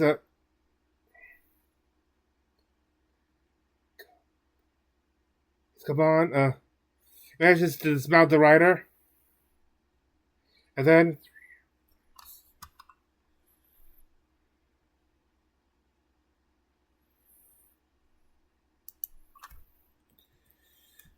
with adrenaline, I meant to say. Yeah. So that adds 1 to the wound. How do you want to do this? I think just take his jaw off his face. Yeah. He tries to back out of the way, and the jaw just gets flung off into the rooftop. It kind of lands near you. He falls to the back. At that moment, you look around you. There's no immediate combatants, but you do hear shouts of soldiers. Streets not that far off, getting louder. This area is about to fill with more cavalry and backup. As you all can blame. They hear the soldiers calling more for. They head for the flying gate. It's a little rough, but they make it out without being set aflame, and they have escaped. They can see other refugees around. They can see also a lot of dead citizens and soldiers for where soldiers tried to chase them while they were in the city, and they had to gang up to defeat them. They head to Himiko's home, where her husband is there, and they tell him what's going on. He wonders what's going on. He knows, you can tell that there's been an attack, and they explain that they helped save him, and get out there.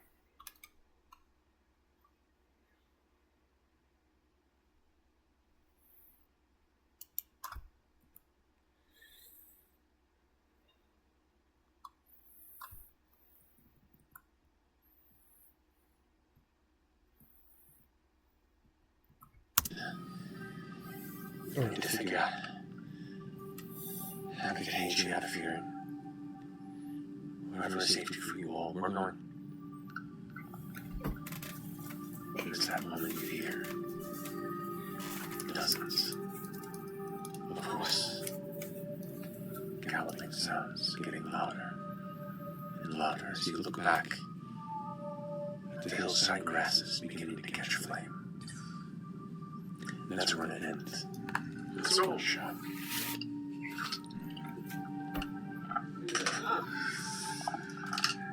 It had Just begun.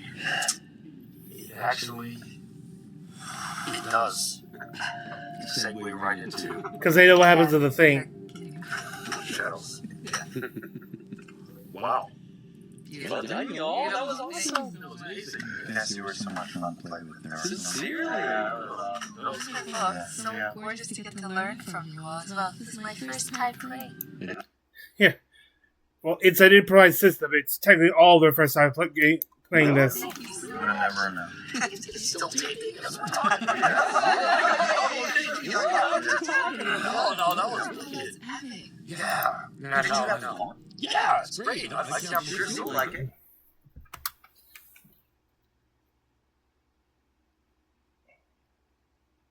And with that, we enter the last portion of this video. I present you my homebrew of the evening. Hang on. Ignore what you're saying right now. Okay, here we go. As you know, like if you've seen my special for the Daggerheart special, that I've been starting to like try to fill out. Like in Daggerheart, each class has two domains, like themes they represent, and in the within the initial two of the 9 domain, and each domain is represented by 2 of the 9 classes. However, if we look at the total number of possible colors, we get 36. There's still 27 left. From the Daggerheart, the Christmas Daggerheart special, I showed you what I called my first. It's still in their like alpha beta designs, but my first 8 Daggerheart, my homebrewed Daggerheart Class Expansions, and it just happens that number 2, like in most configurations of 2. It features 3 specific classes. So I present to you as my homebrew.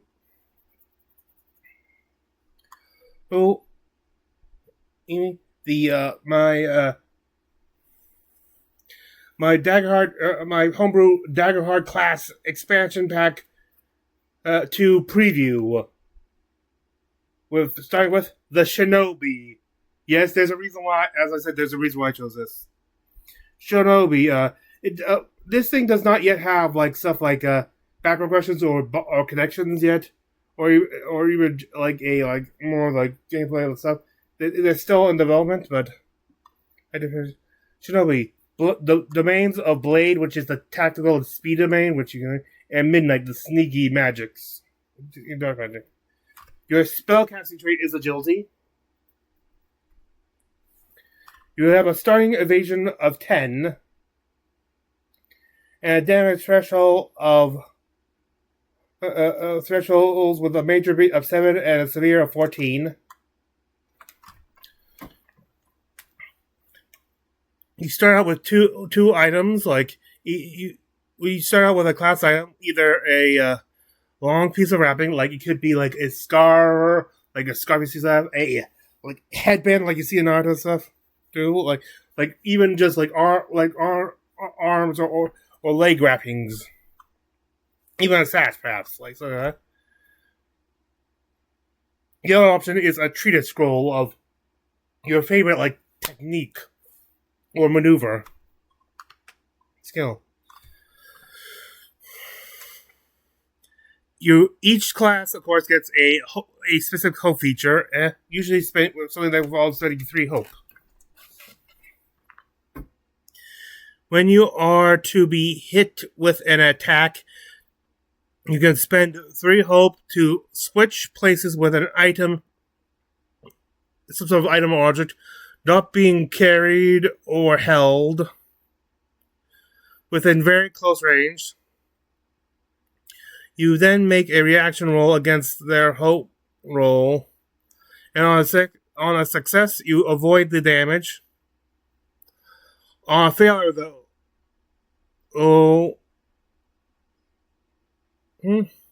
you take half the damage. Like it's like grazes you as you escape. You can increase the range of this ability by spending 1 per range tier. And then your primary class teacher.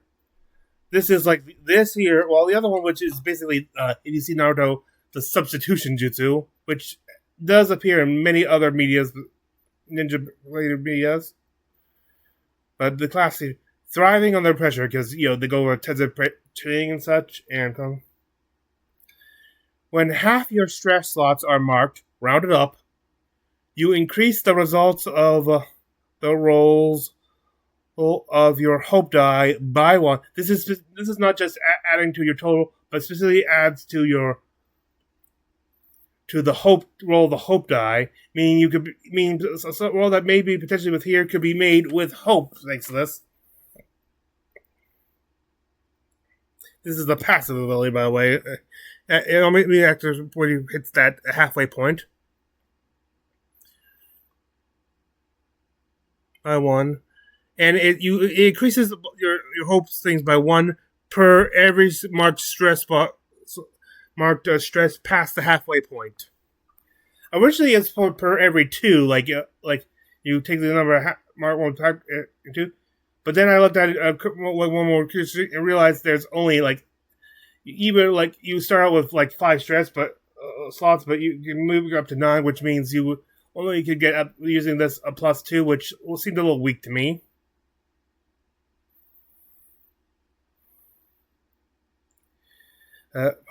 Also, this not only increases your chance of succeeding with hope, but also your critical risk. But when this is activated, you have double the chance to get a critical success as the results of your roll. The fear die can either be equal to the natural hope thing without bonus, or its total with the bonus to get it. So there's actually 2 numbers you can roll and hope to potentially get. There's potentially 2 numbers on your fear die that could get you a critical success.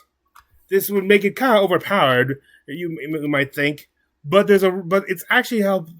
But while it does, it really, but it's made less overpowered by the fact that, as part of the already existing rules of Daggerheart, when you have a critical success, not only do you mark a hope, but you also clear stress, which weakens the overall bonus to your hope you would get.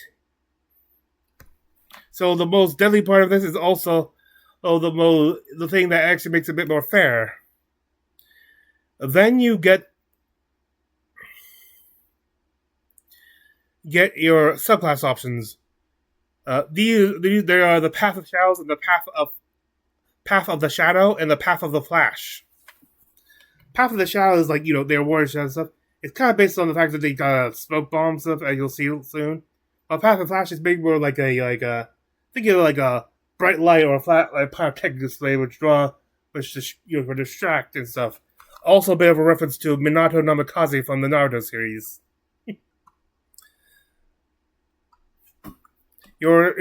As part of the Path of the Shadow, your foundation is if you make an attack roll attack roll after using a Midnight Domain card, you have advantage on that roll. Well, Midnight Shadows. Your specialization allows you to round down to determine the halfway point of thriving. So, which is very important because not only does it make it easier to access, but also means technically the maximum bonus you could get is increased by 1 too. And finally, your mastery of Path of the Shadow is allows you to cover yourself while in the process of using your Shinobi's Hope. Well, basically, when you disappear and reappear, you're covered in smoke and are considered hidden. Read the hidden condition feature for more explanation. And then Path of the Flash, whose foundation is the same as the foundation as Special, but instead of you have advantage after a bone domain card. Its specialization allows you is that when you mark off a stress specifically for a recall cost on a domain card, a recall cost on your domain card, you add a bonus equal to the number of stress marked off for the goals to your next roll. And finally, mastery of the Path of the Flash allows you to, instead of like with Special, emit a flash of light when you disappear and reappear.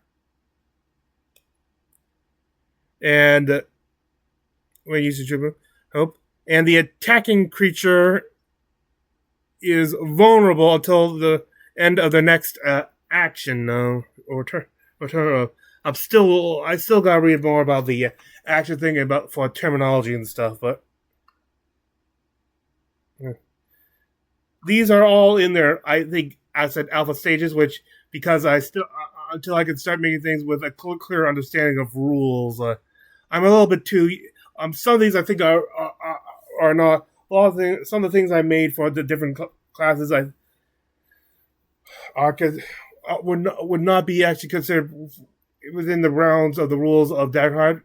I'm just maybe a little too used to making D&D homebrew. Anyway, the Assassin class. Domains of Midnight and Blade. Spellcasting trait is Finesse.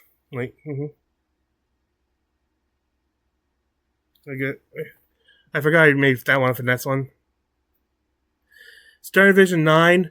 Major threshold damage 8. Severe 16. You can either start with your starting item is either a cloak which is darkly or dully colored, like cloak, and stuff, or a bounty poster.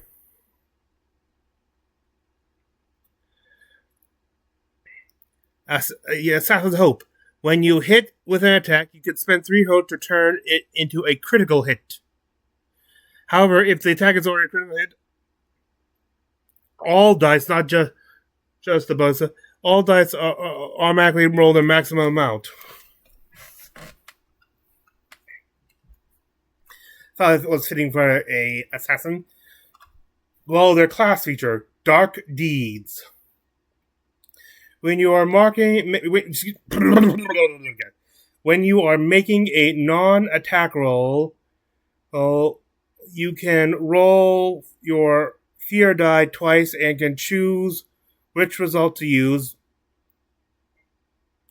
but only before you know if the roll succeeds.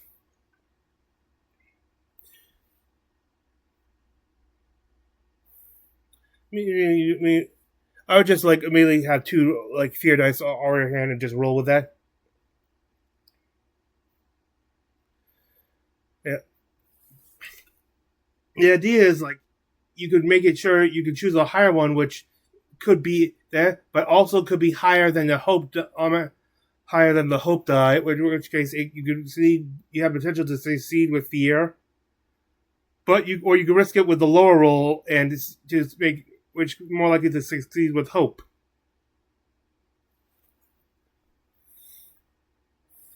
Then your subclass options. First off, you have the Hitman, the foundation, whose foundation is when you inflict severe damage, you clear 1 stress.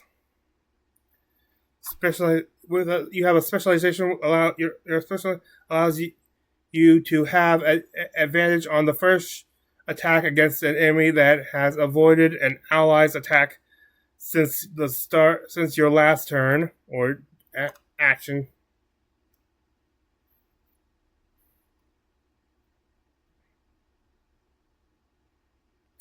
And the mastery of the Hitman subclass means that that the effects of Dark Deed now also applies to attack rolls against enemies who, like the specialty, have avoided an ally's attack since your last turn.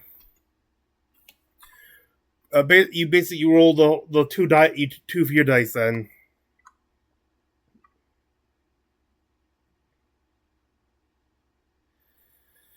And then you have the Enforcer subclass.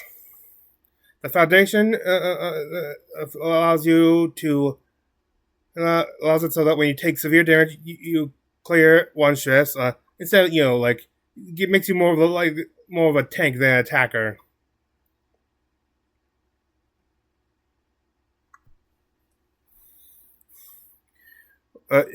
While specializing it will cause you to have advantage in the first attack against an enemy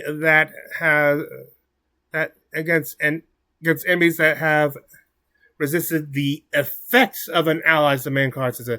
Basically the same as it has the same specialization and mastery as the Hitman. Only instead of you're avoiding an enemy attack, has resisted and avoided an ally's attack, has resisted an ally's effect since your last turn. Same there, like with the Dark Deeds there. And finally, for this expansion pack, you got the Samurai class. Domains of Blade and Grace.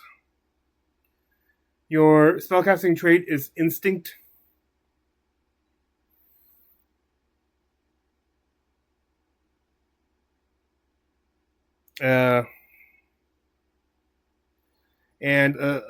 Your starting division is 9, a major special of 7 and 14.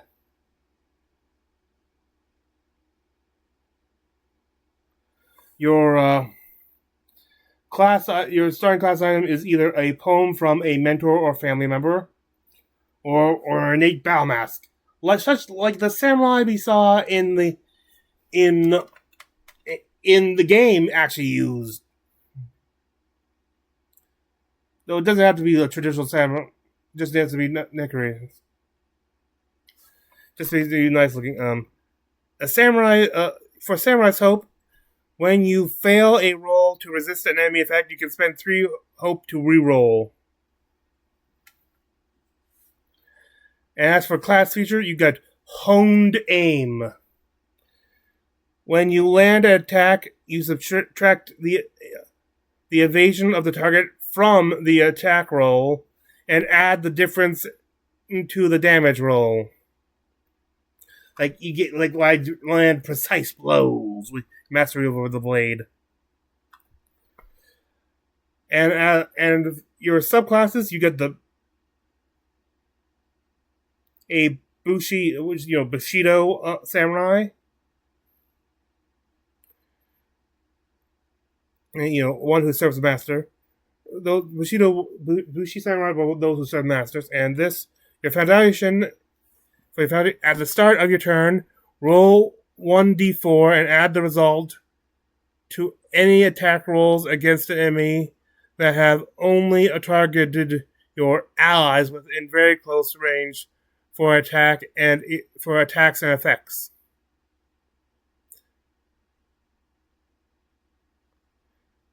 It makes it sound like if they target an ally, not it doesn't, but I need to reword that. It makes it sound like only if they attack like an ally who isn't very close, it is, but really it just means if they attack your allies, but not you.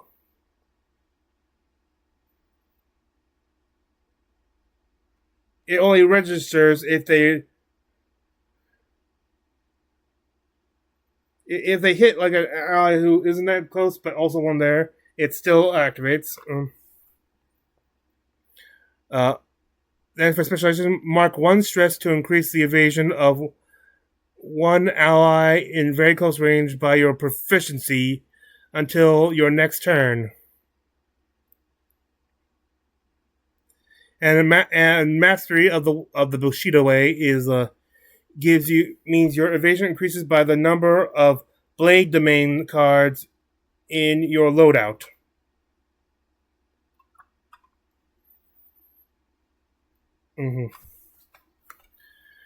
While Ronin, Master of Samurai, for a foundation, at the start of your turn, it's same thing, but instead it only works against enemies who have only targeted you for attacks and effects.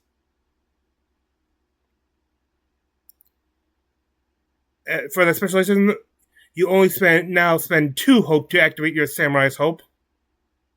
I need to resist. No, you are under the influence of no one. You are Master Samurai. You are under the influence of no one, and mastery. Your evasion. It's the same as the Bushi Samurai, but instead of for every blade domain, it's every grace domain. The idea behind this is for you, if you're a Bushi, you are the blade of your master, and anyone needs to, you force your master's will. They are the ones who do the talking and stuff. Well, if you want, you have to talk for yourself and potentially get yourself talk your way out of different situations. And with that, I thank you for joining me. This is free and reimagined. I say to thee, sayonara, and wish thee good fortune on the quest of life.